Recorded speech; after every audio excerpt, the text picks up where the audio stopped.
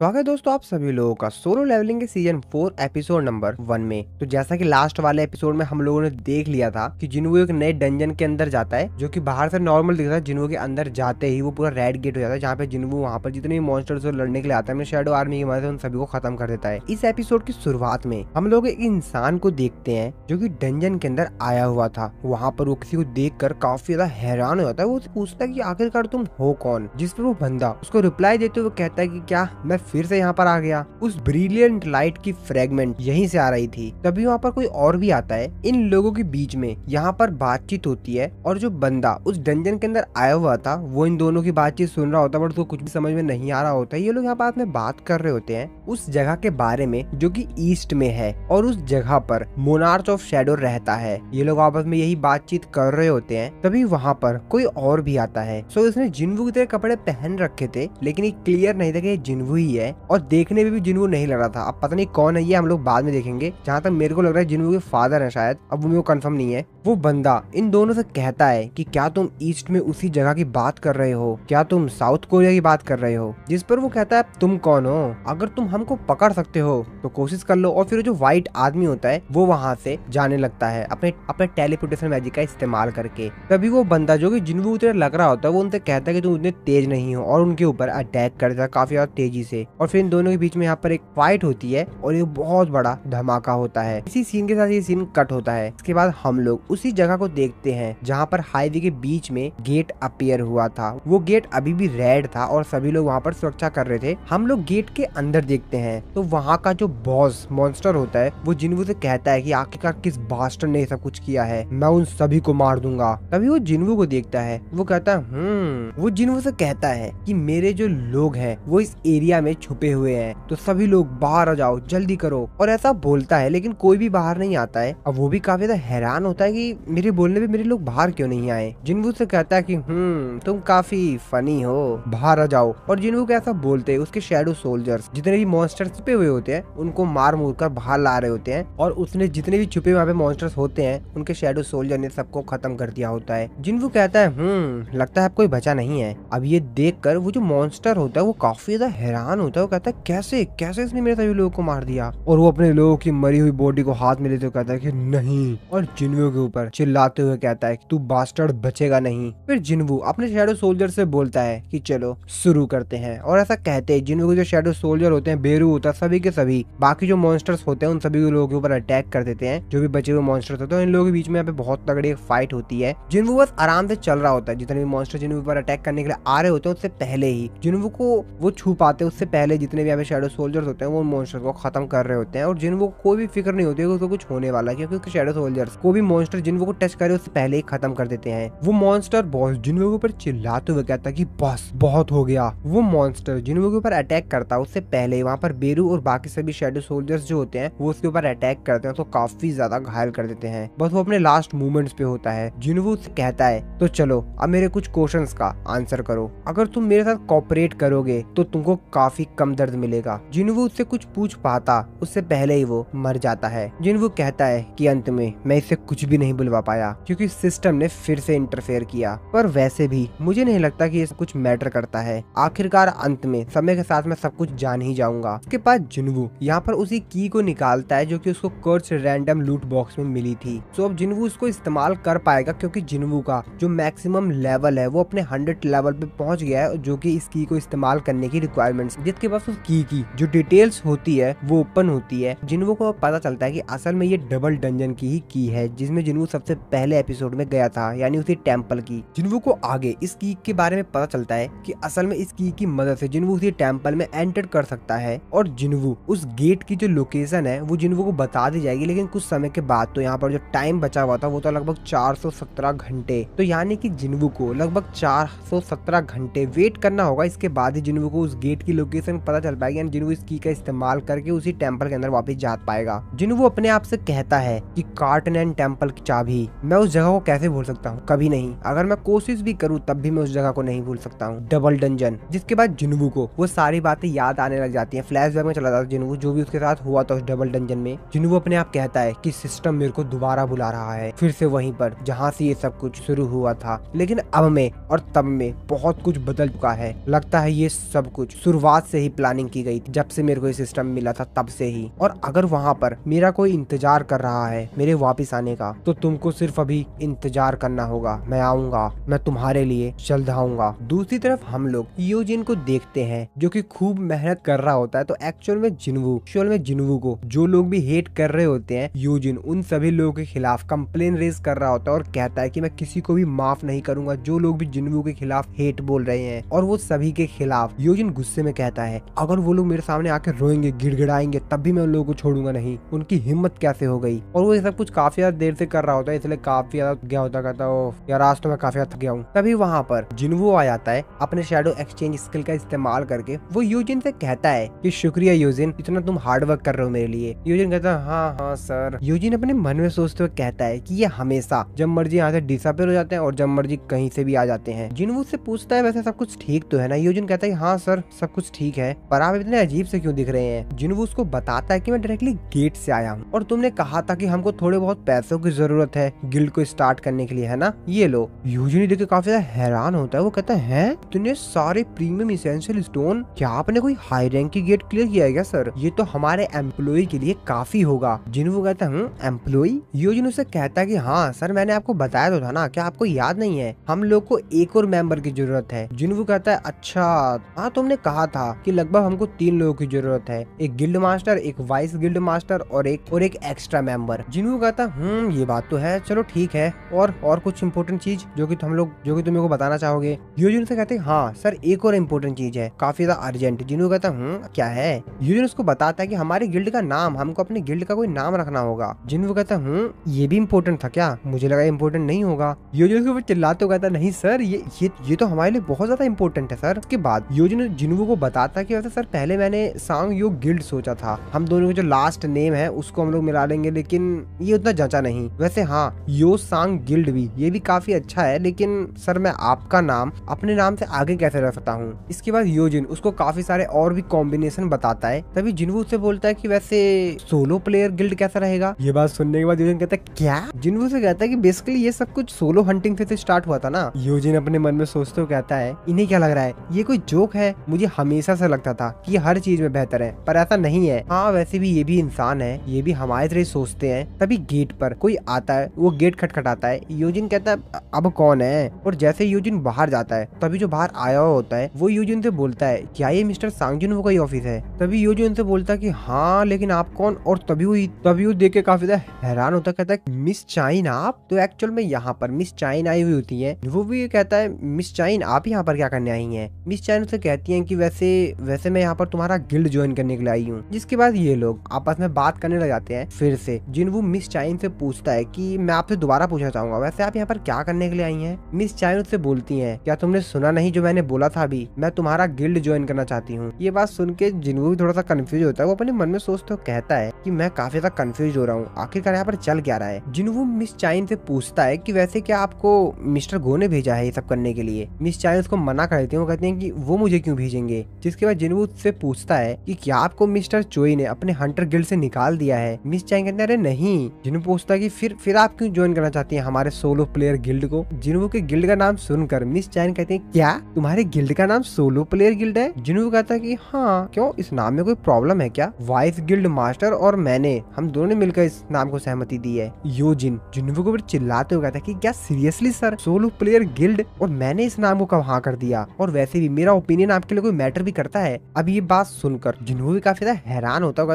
अब ये क्या बोल रहा है? जिन्वू से बोलता है कि तुमने कुछ नहीं बोला जब मैंने बोला कि सोलो प्लेयर गिल्ड, तो मुझे लगा कि तुमने हाँ कर दी है। जिन्वू अपने मन में सोच रहा होता है कि एक मिनट, मेरे को सबसे पहले इस सिचुएशन में शांत रहना होगा, क्योंकि मैं अपने सेंस स्टेट्स का इस्तेमाल करके पता लगा सकता हूँ यहाँ पर भाई बहुत ज्यादा कंफ्यूजन हो रही है, रुको मेरे को यहाँ पर शांत रहना होगा। वो मिस चाइन की तरफ देख रहा होता है, उनकी तरफ देखते हुए जिन्वू अपने मन में सोचते हुए कहता है कि इनकी जो हार्ट बीट है वो भी काफी ज्यादा तेजी से धड़क रही है और ये काफी गहरी सांस ले रही हैं और ये पूरी कोशिश कर रही हैं कि ये शांत रहें, लेकिन मैं बेवकूफ नहीं हूँ, मैं अपने सेंस स्टेट्स का इस्तेमाल इस्तेमाल कर सकता हूँ। और आखिरकार क्यों ये मेरे गिल्ड को ज्वाइन करना चाहती हैं। जिसके बाद जिनवू मिस चाइन से कहता है कि मिस चाइन, जहाँ तक मैं जानता हूँ आपको एक हंटर के तौर पर अवेक्ड हुए 2 साल भी नहीं हुए हैं, और मैं इतना तो कंफर्म हूँ कि आपने हंटर गिल्ड के साथ कोई कॉन्ट्रैक्ट साइन जरूर किया होगा, और वो कॉन्ट्रैक्ट अभी तक खत्म भी नहीं हुआ होगा। जिस पे मिस चाइन जिनवू को बताती है कि मेरे पास कॉन्ट्रैक्ट को ब्रेक करने पे जो भी पेनल्टी लगती है, मेरे पास इतने पैसे हैं कि मैं उनकी पेनल्टी को पे कर सकूं। वो अपने मन में सोचते हो कहता है कि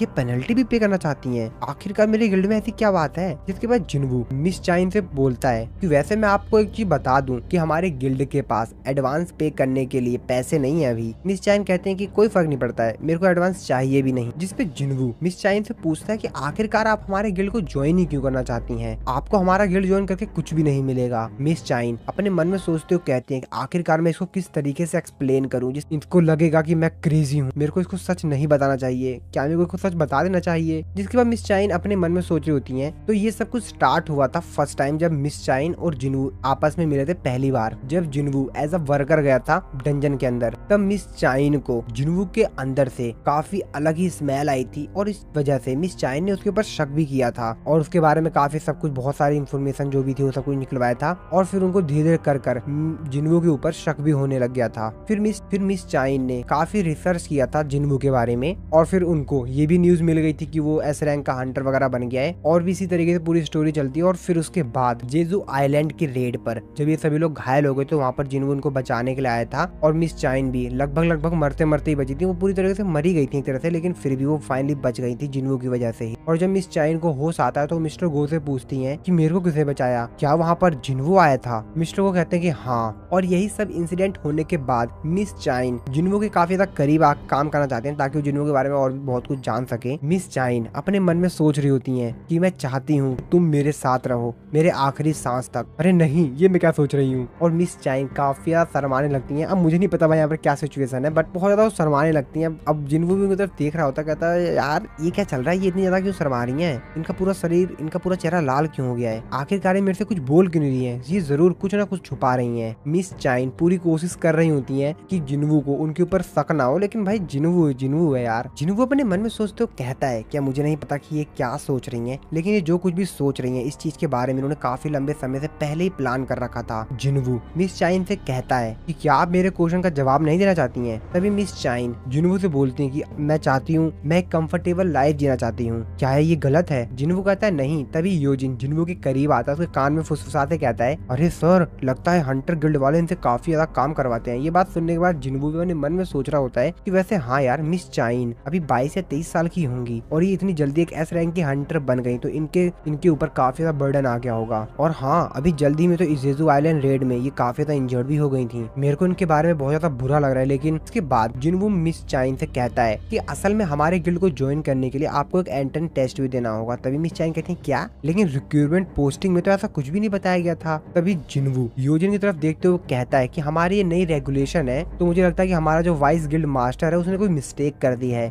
और वो योजिन की तरफ देखता है, वो योजिन से कहता है हमारे गेस्ट के लिए कुछ खाने पीने के लिए लाओ। योजिन कहता है हाँ हाँ बिल्कुल सर। जिसके बाद मिस चाइन जिनवू से बोलती है कि वैसे किस प्रकार का टेस्ट होगा। जिनवू अपने मन में सोचता है क्या ये इतनी जल्दी तैयार हो गई, सीरियसली, चलो कोई नहीं। जिसके बाद जिनवू उनको बताता है आपको मेरे एक समन बीस्ट को हराना होगा। मिस चाइन बोलती हैं बस इतने सी बात, लगता है आप मेरे को अंडर एस्टिमेट कर रहे हैं मिस्टर जिनवू, तो बताइए मेरे को किससे लड़ना होगा। जिनवू उनसे कहता है कि मैं कोशिश करूंगा कि मैं आपको सबसे स्ट्रॉन्गेस्ट दूं, सिर्फ आपके लिए। मिस चाइन भी कहती है हाँ ठीक है। मिस चाइन जिनवू से पूछते हैं कि वैसे टेस्ट कब होगा। जिनवू कहता है कि चलिए अभी शुरू करते हैं। तो हंटर एसोसिएशन का जिम्नेजियम कैसी जगह रहेगी, चलिए हम वहाँ पर इस टेस्ट को करते हैं। जिनवू अपने मन में सोचते तो कहता है कि जिम्नेजियम में टेस्ट करना काफी अच्छा है, लेकिन यार वो काफी ज्यादा दूर नहीं है। पर हाँ, शायद मैं इसे टेस्ट कर सकता हूँ कि मेरी जो शैडो एक्सचेंज स्किल है क्या वो दूसरे इंसान के साथ काम करती है। ये मेरे लिए काफी बेहतरीन अपॉर्चुनिटी है। जिनवू मिस चाइन से कहता है कि हम लोग इस तरीके से नहीं जाएंगे। मिस चाइन कहते हैं तो फिर किस तरीके से। जिनवू उनको कहता है कि आप थोड़ा सा मेरे करीब आइए। जिनवू उनको अपने को थोड़ा सा करीब लाता है, थोड़ा क्या काफी ज्यादा करीब ले आता है। मिस चाइन भी शर्माने लगती हैं और फिर जिनवू अपने शैडो एक्सचेंज स्किल का इस्तेमाल करके वहाँ से टेलीपोर्ट हो जाता है हंटर एसोसिएशन के जिम्नेजियम में। योजिन भी जिनवू के गेस्ट के लिए यानी मिस चाइन के लिए खाने पीने का सामान लेकर आ गया होता है। जैसे वो एंटर करता है वो कहता है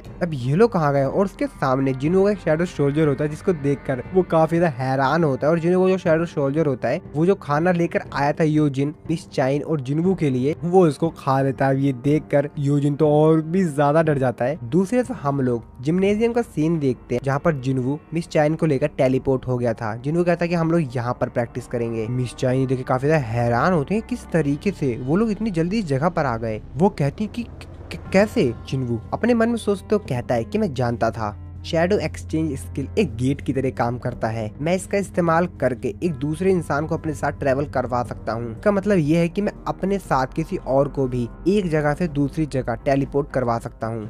लेकिन हाँ, मेरे शैडो सोल्जर को भी उस जगह पर होना होगा। 3 घंटे तक वेट भी तो करना पड़ेगा ना, तो मेरे पास 3 घंटे हैं। चलो मैं इनका यहाँ पर टेस्ट ले लेता हूँ। शायद मैं इस स्किल का इस्तेमाल करके वर्ल्ड के दूसरी साइड भी ट्रेवल कर सकता हूँ। ये तो देखने वाली बात होगी। जिसके बाद जिन्वू मिस चाइन से कहता है कि चलिए शुरू करते हैं। मिस चाइन तो अभी भी हैरान होती है कि किस तरीके से जगह पर इतनी जल्दी आ गई। जिसके बाद मिस चाइन जिन्वू से कहती है कि मेरे को जस्ट अभी याद आया है, मैं अपने साथ कोई वीपन नहीं लेकर आई हूँ। जिन्वू कहता है ओह, तो आपका मतलब उस पिकैक्स से है। ये बात सुनने के बाद मिस चाइन काफी ज्यादा हैरान होते हैं। कहते हैं क्या?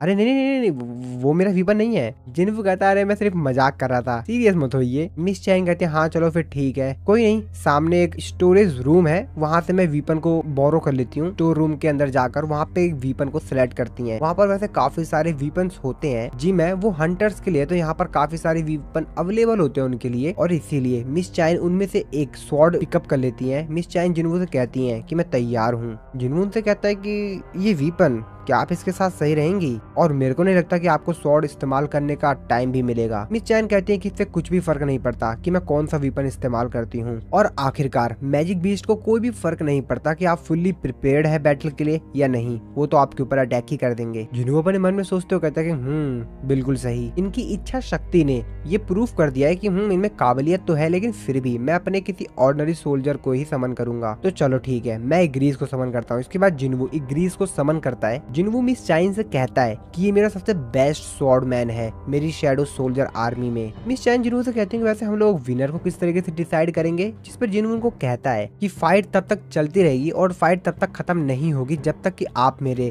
समरन बीस्ट को पूरी तरीके से डिस्ट्रॉय नहीं कर देती हैं या आप खुद ही सरेंडर नहीं कर देती हैं। जिन्वू अपने मन में सोचते हो कहता है कि वैसे मैंने इनको कहा है कि मैंने सबसे अपने स्ट्रॉन्गेस्ट सोल्जर को समन किया है, लेकिन अगर मैंने बेरू को समन कर लिया होता तब तो इनके लिए काफी ज्यादा मुश्किल हो जाती। चलो मुझे लगता है कि अब शुरू करना चाहिए। जिसके बाद जिन्वू मिस चाइन से कहता है कि चलो शुरू करते हैं। मिस चाइन भी रेडी होती हैं। जिन्वू मिस चाइन से कहता है कि आप थोड़े समय के लिए उधर मुड़ जाएंगी, और फिर वो इग्रीस को अपने इन्वेंटरी में से निकाल के एक स्वॉर्ड देता है और उसे कहता है कि तुम इसका इस्तेमाल करो। फिर जिन्वू मिस चाइन से कहता है कि चलो ठीक है, टेस्ट को शुरू करते हैं। मिस चाइन भी रेडी हो जाती है और फिर इग्रीस और मिस चाइन के बीच में फाइट स्टार्ट होती है। जिन्वू अपने मन में सोचता कहता है जितना मैंने एक्सपेक्ट किया था ये तो उससे भी फास्ट है। अगर कोई ऑर्डिनरी इंसान हो तो वो तो मारा जाएगा अगर इग्रीस ने अपनी ताकत दिखा दी तो। चलो देखते हैं। हंटर एसोसिएशन में हम लोग मिस्टर गो को देखते हैं जो कि अपना काम कर रहे थे, तभी उनको कुछ सुनाई देता है। वो अपनी खिड़की से देखते हैं तो उनको जिम्नेजियम का लाइट जलती हुई दिखाई देती है। वो कहते हैं जहाँ तक मेरे को याद है जिम्नेजियम को किसी ने आज के लिए रिजर्व नहीं कर रखा था। जिसके बाद वो फोन लगा के अपने एक असिस्टेंट से बोलते हैं कि जिम्नेजियम के अंदर की इंटरनल जो सीसीटीवी है उसका मेरे को एक्सेस दो। मिस्टर गो जब देखते हैं वो कहते हैं क्या वैसे ये दोनों यहाँ पर कब आ गए? और फिर मिस्टर गो को याद आता है ओ तो ये बात है। तो यहाँ पर उनको याद आता है कि जरूर जब मैंने मिस चाइन को बताया कि वहाँ पर जिन्वू इन लोगों की मदद करने के लिए आया था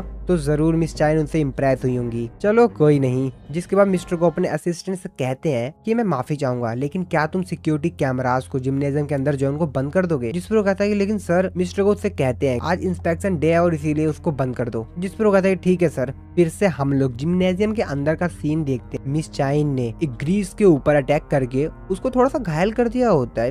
मिस चाइन जिन्वू से कहती है कि तुम कहा था कि तुम्हारा चौथा स्ट्रॉन्गेस्ट सोल्जर है, तो क्या तुम बाकियों को यहाँ पर समन करोगे? जिन्वू कहता है लेकिन आप घायल हो सकती हैं। मिस चाइन कहते हैं कि मेरे को उससे कोई फर्क नहीं पड़ता है, आखिरकार मैं भी तो देखूं। जिन्वू कहता है कि आप जानती हैं। मिस चाइन उसको बताते हैं कि हाँ मैंने उस बीस्ट को देखा था, ऑल्सो मैंने उसको फुटेज में भी देखा था। जिन्वू कहता है कि ठीक है, और फिर जिन्वू अपने सबसे ज्यादा पावरफुल शैडो सोल्जर बेरू को समन करता है। इसको देखकर मिस चाइन की पसीने छूट जाते हैं। वो भी थोड़ा बहुत डर तो रही थी, क्योंकि भाई जब बेरू आता है ना सामने तो उसकी जो माना इमिट हो रही होती है उसके शरीर में से, उसको देख कर ही सामने वाला समझ जाता है कि भाई ये कितना ज्यादा ताकतवर है। जिसके बाद जिनवू मिस चाइन से कहता है कि वैसे मैं आपसे एक और बार पूछ लेता हूँ, क्या आप इससे लड़ेंगी, जो कि बेरू को समन कर लेता है। जिनवू अपने मन में सोच रहा होता है कि वैसे जब मैं किसी चीज को शैडो सोल्जर में कन्वर्ट कर देता हूँ तो जब वो चीज जिंदा थी यानी अलाइव थी उसकी तुलना में वो थोड़ा सा कमजोर हो जाता है। लेकिन इसके बावजूद भी बेरू को तो बनाया इस पर्पज से था कि वो हंटर्स को खत्म करे, और इसी वजह से ये एक वीपन की तरह पैदा हुआ जिसका काम ही है हंटर्स को मारना। तो ये उतना ज्यादा कमजोर भी नहीं है, और अगर ये अपनी ताकत लगाकर मिस चाइन के खिलाफ जाता है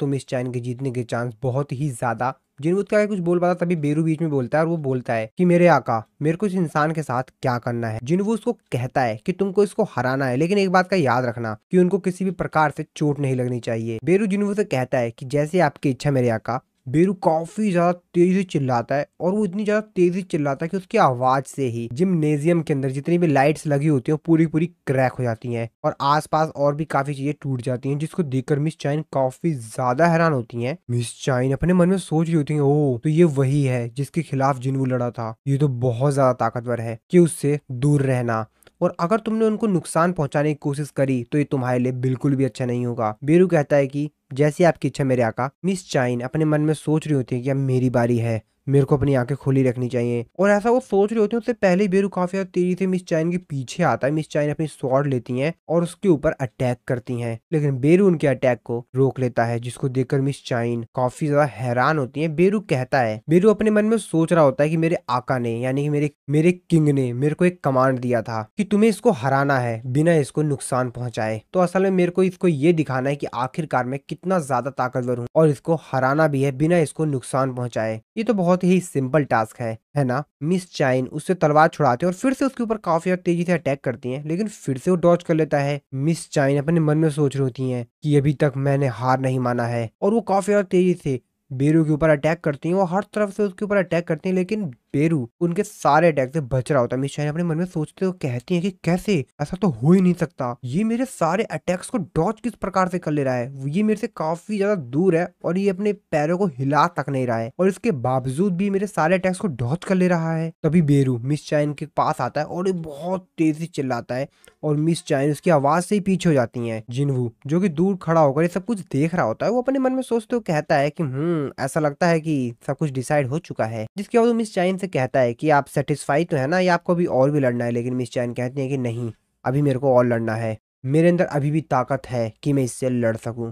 जिन्हों अपने मन में सोचते हो कहता है क्या, आखिरकार ये सोच क्या रही हैं, मुझे नहीं पता कि ये क्या सोच रही हैं, और वैसे भी लड़ने की सोच ही क्यों रही हैं, बल्कि इनको तो ये रियलाइज हो चुका है कि इनके और बेरू के बीच में कितना बड़ा स्ट्रेंथ का डिफरेंस है। लेकिन फिर भी बेरू मेरे जो अदर शैडो सोल्जर्स हैं उनसे काफी ज्यादा अलग है, क्योंकि इसके पास इंटेलिजेंस है, ये अपने दिमाग का इस्तेमाल कर सकता है, लेकिन ये किलिंग मशीन भी है। लेकिन इसके बावजूद भी इसने अपन ऊपर कंट्रोल किया और वो उनको खत्म करने की कोशिश नहीं कर रहा है, क्योंकि इसका जो मेन लक्ष्य है वो तो खून का प्यासा है, ये सामने वाले तो उसका काम है निपटाना, लेकिन ये फिर भी कंट्रोल कर रहा है और मिस चाइन को ज्यादा नुकसान नहीं पहुंचा रहा है। अब मुझे नहीं मालूम ये ऐसा क्यों कर रही है, शायद इनके पास इनका खुद का रीजन हो, लेकिन मैं आशा करता हूँ कि कोई गलत कदम ना उठा ले। मिस चाइन पता नहीं अपने दिमाग में क्या सोच रही होती हैं, और वो बेरू की तरफ ही देख रही होती हैं। तभी बेरू को एक इंस्टिक्चुअल वार्निंग आती है। बेरू मिस चाइन की तरफ देखते हुए कहता है कि तुम्हारी हिम्मत कैसे हुई। बेरू काफी तेजी से मिस चाइन की तरफ जाता है, उनके ऊपर एक अटैक करता है, लेकिन मिस चाइन उसके उस अटैक से बच जाती है। लेकिन बेरू का यह जो अटैक होता है वो काफी ज्यादा पावरफुल होता है, और जमीन में पूरी जमीन ही फट जाती है एक्चुअल में, और पूरी चारों तरफ भाई तहस नहस हो जाती है पूरी जमीन जहां पर बेरू का हाथ पड़ता है। अभी देखकर मिस चाइन थोड़ा सा घबराती हैं, और बेरू फिर से गुस्से में मिस चाइन की तरफ देखती हैं। जिसके बाद मिस चाइन सोच रही होती है कि मैं अपने शॉर्ट डांस स्किल का इस्तेमाल करूंगी। मिस चाइन अपने दिमाग में सोच रही होती हैं कि मेरे पास सिर्फ एक ही चांस है, मेरे को एक ही चांस में इसके ऊपर अटैक करना होगा, क्योंकि मेरे पास इतनी माना नहीं है, और इसी वजह से मैं इस स्किल का सिर्फ एक ही बार इस्तेमाल कर सकती हूँ। हाँ, मुझे इस स्किल का इस्तेमाल करना पड़ेगा। और वो बेरू के ऊपर काफी ज्यादा तेजी से अपनी स्वॉर्ड चलाती हैं, और वो यहाँ पर स्वॉर्ड ऑफ स्लाइड का इस्तेमाल करती हैं और बेरू के ऊपर अटैक कर देती हैं। जिन्वू दूर खड़ा है सब कुछ देखकर काफी ज्यादा हैरान होता है, कहता नहीं। लेकिन तभी मिस चाइन जैसे ही बेरू के शरीर में उनकी स्वॉर्ड टच होती है, बेरू के माइंड में कुछ चीज एक्टिवेट हो जाती है, और जिन्वू ने जो उसको कमांड दिया था वो उसको ना मानते हुए अपनी जो क्वीन थी जिसने उसको जन्म दिया था उसका कमांड मारने लग जाता है। तो एक्चुअल में उसका जो कमांड था वो ये था कि एक बात तुम याद रखना, और ये कमांड कभी मत भूलना, तुम्हें कोई नहीं रोक सकता, तुम ही सबसे ज्यादा पावरफुल हो, अपने एनिमी को खत्म कर दो। और ये जो गर्ल है ये तुम्हारी एनिमी है। और इसीलिए बेरू मिस चाइन के ऊपर काफी ज्यादा तेजी से अटैक करता है, लेकिन जिनवू बेरू के ऊपर चिल्लाता है कि रुको, और काफी ज्यादा तेजी से जाता है और बेरू के उस अटैक को रोक लेता है अपने हाथों से और उसको पीछे हटने के लिए कहता है। जिनवू उससे कहता है कि मैं तुमसे कहा था ना कि रुको। जिनवू बेरू के ऊपर गुस्सा होता है, जिसके बाद वो यहाँ पर मिस चाइन से पूछता है कि आप ठीक तो हैं? मिस चाइन कहती है हाँ मैं ठीक हूँ। बेरू जो कि थोड़ा सा दूर चला गया था, तो यहाँ पर जिनवू ने जब उसको पकड़ा था, उसके अटैक को डॉज किया था, तो उसको थोड़ा सा दूर कर दिया था उसको मिस चाइन से, जो कि जिनवू से माफी मांगता है और उससे कहता है कि मेरे किंग मेरे को माफ कर दीजिए। जिनवू कहता है क्या है ये। जिनवू मिस चाइन से कहता है कि आखिरकार आप अपने आप को इतना ज्यादा पुश क्यों कर रही थी, आपको इतना सब कुछ करने की जरूरत नहीं थी, आपको हमारे गिल्ड को ज्वाइन करने के लिए इतनी ज्यादा कोशिश करने की जरूरत नहीं थी। मिस चाइन जिनवू कुछ भी रिप्लाई नहीं देती है। जिनवू उनसे आगे कहता है कि सिर्फ एक टेस्ट ही तो था ना, एक नेमलेस गिल्ड का एक एंट्रेंस टेस्ट, आपको इतना ज्यादा कुछ करने की जरूरत नहीं थी और आपके जैसे हंटर को अपनी लाइफ को इस चीज के लिए रिस्क में नहीं डालना चाहिए और ये उतना ज्यादा कीमती भी नहीं था, तो आखिरकार आपने अपने आप को इतना ज्यादा रिस्क में क्यों डाला। मिस चाइन उसके कुछ भी रिप्लाई नहीं दे रही होती है। जिन्हों से कहता है कि अरे आप कुछ बोलेंगी, कुछ बताएंगी। जिन्हों अपने मन में सोच रहा था कि भाई क्या सोच रही है आखिरकार, और जिन्हों बेचारा खुद ही बोल देता है कि क्या शायद आप क्या आप मेरे में इंटरेस्टेड हैं। मिस चाइन उसके उस बात का भी कोई रिप्लाई नहीं देती हैं। तभी वो कहते हैं कि क्या क्या। जिन्हों भी सोच रहा था कि यार मैंने क्या कह दिया, पर मुझे ऐसा कुछ लगा तो मैंने बोल दिया यार। मिस चैन भी कहती हाँ हाँ मेरे को भी ऐसा लगता है, और वो काफी ज्यादा शर्मा रही होती हैं। इसके बाद अगले सीन में माइकल और मिसिस सेलनर को देखते हैं। मिस्टर ब्रेनोन माफी मांग रहे होते हैं। वो उनसे कहता है कि मैंने तुम लोगों को यहाँ पर माफी मांगने के लिए नहीं बुलाया है, मुझे बताओगे कि आखिरकार हुआ क्या है। माइकल उनको बताता है जैसा कि मिस सेलनर ने ऑब्जर्वेशन किया था और उन्होंने बताया है कि एक्चुअल में जो सांग जुन वू है वो एक किंग है। उसकी बात ये सुनकर कहते कि क्या सांग जुन वू। उनमें से उन लोगों की ये बात सुनकर मिस्टर ब्रेनेन कहते हैं तो मिसेस सेलनर ये कहना चाह रही हैं असल में जो सांग जुन वू है वो एक नेशनल लेवल हंटर जितना पावरफुल है। मिसिस सेलनर उनसे कहते हैं कि हाँ मेरे को ऐसा लगता है। मैं आपको एक्सप्लेन करती हूँ एक्चुअल में। तो जैसा कि जितने भी लोग अवेक्ड होते हैं उनकी जो एक्चुअल में पावर होती है वो एक दूसरे साइड से आती है, जिसको कि हम लोग कहते हैं द अदर साइड। और उन दोनों पार्टीज के बीच में जो कनेक्शन होता है उस कनेक्शन को मैं सेंस कर पाती हूँ। वैसे जो दूसरी साइड से फोर्स आती है वो काफी ज्यादा इंटेंस होती है, लेकिन जो कुछ अवेक्ड लोग होते हैं उनमें से ब्लाइंडिंग लाइट आती है, और यूजुअली मैं उन टाइप्स के लोगों को किंग कहती हूँ। लेकिन इस केस में यानी जिन्वू के केस में मेरे को ऐसा कोई कनेक्शन दिखाई नहीं दिया। और दूसरी बात, जब मैंने उसकी आंखों में देखा तो उसकी जो अंदर डार्कनेस थी वो मुझे उल्टा ही देखने लग गई, और वो ऐसा बताते हुए काफी ज्यादा डर रही होती हैं। वो आगे बताती हैं कि वो अपने आप में ही डार्कनेस है। वो कहते हैं कि क्या डार्कनेस, तो आप ये कहना चाहती हैं कि जिन्वू एक एविल है। वो कहती है अरे नहीं नहीं मैंने ऐसा कुछ कहने की कोशिश नहीं की है, इससे कोई भी फर्क नहीं पड़ता कि वो एक अच्छा इंसान है या बेकार इंसान है। मैं सिर्फ आपको उसकी पावर के बारे में बता रही हूँ, उसकी पावर क्या है उसके बारे में सिर्फ। जिन्वू अपनी ताकत को एक दूसरी जगह से ही लेता है, जैसे बाकी सभी जो लोग होते हैं वो अपनी पावर्स को कहीं और से लेते हैं, उनके बीच में कनेक्शन होता है, लेकिन उसकी स्ट्रेंथ उसकी खुद की ही स्ट्रेंथ है और उसकी स्ट्रेंथ की कोई भी लिमिटेशन नहीं है, यानी उसकी पावर यानी उसके पावर की कोई भी सीमा नहीं है। वो जितना चाहे उतना ज्यादा ताकतवर हो सकता है। जिसके बाद वो वहां से उठ के जाने लगते हैं और वो कहते हैं कि ठीक है मिसिस सेलनर, आपने हमें अपना समय दिया, आपका थैंक्स, और फिर अब आप जा सकती हैं। माइकल मिस्टर ब्रेनोन से पूछता है कि वैसे आप कहाँ जा रहे हैं। वो उनसे कहता है कि मैं यहाँ पर बेसमेंट लेवल 24 में जा रहा हूँ, मेरे साथ आओ। और फिर ये दोनों मिलकर बेसमेंट लेवल 24 में जाने लगते हैं। ये लोग जब लिफ्ट में होते हैं तो आपस में बात कर रहे होते हैं। मिस्टर ब्रेनोन माइकल से कहते हैं अगर हम मिसिस सेलनर के एबिलिटीज का इस्तेमाल करके उसको रिक्रूट नहीं कर सकते तो हमको कोई दूसरा तरीका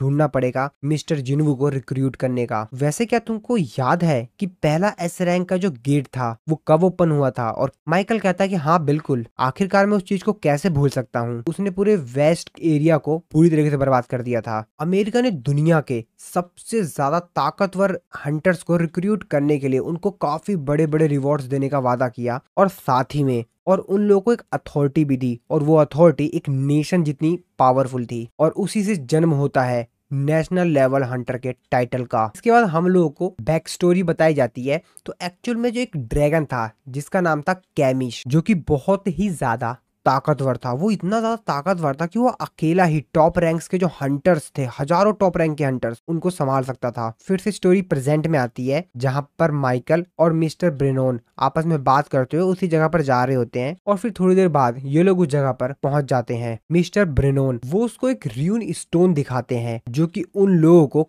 कैमिश की कॉर्प्स से मिली थी। मिस्टर ब्रेनोन कहते हैं कि उस बात को 8 साल बीत गए हैं, और अभी भी एक मेज क्लास को नेशनल लेवल हंटर होना बाकी है और ये र्यून स्टोन अभी भी अपने सही ऑनर का इंतजार कर रहा है इस बेसमेंट के अंदर। कैमिश ने एक बार और इस ब्यूटीफुल कंट्री को वैल्यूएबल गिफ्ट दिया है। इसके बाद हम लोग कैमिश की जो डेथ बॉडी होती है उसको देखते हैं, जो कि बहुत ज्यादा बड़ी होती है। एक्चुअल में ये लोग तो उसकी बॉडी के सामने बहुत छोटी छोटी चीज दिखाई दे रहे होते हैं, वो बॉडी बहुत बड़ी होती है। इसके बाद दूसरी तरफ हम लोग जिन्वो के घर पे जिन्वो को देखते हैं, जो कि वॉशरूम में अपना ही फेस देख रहा होता है शीशे में। वो सोच रहा होता है कि यार जब से मैं रीअवेकिंग हुआ हूँ मैं ये तो मानूंगा कि मैं थोड़ा सा इंच बढ़ गया हूँ और मेरा जो शेप है शरीर का वो भी बेहतर हुआ है, लेकिन लेकिन क्या मैं सही में इतना सुंदर हूँ? क्योंकि मैं तो एक एवरेज की तरह दिखता हूँ। यार मिस चाइन मुझ जिनको मैं कैसे पसंद आ गया? अब जिनको यहाँ पर ये सोच रहा होता है कि यार मेरी शक्ल तो मेरे को नहीं लगता उतनी अच्छी है, तो मिस चाइन मेरे को पसंद क्यों करती हैं? अब इसे क्या मालूम भाई, कोई और ही बात है। वैसे हाँ, मेरी जो स्किन है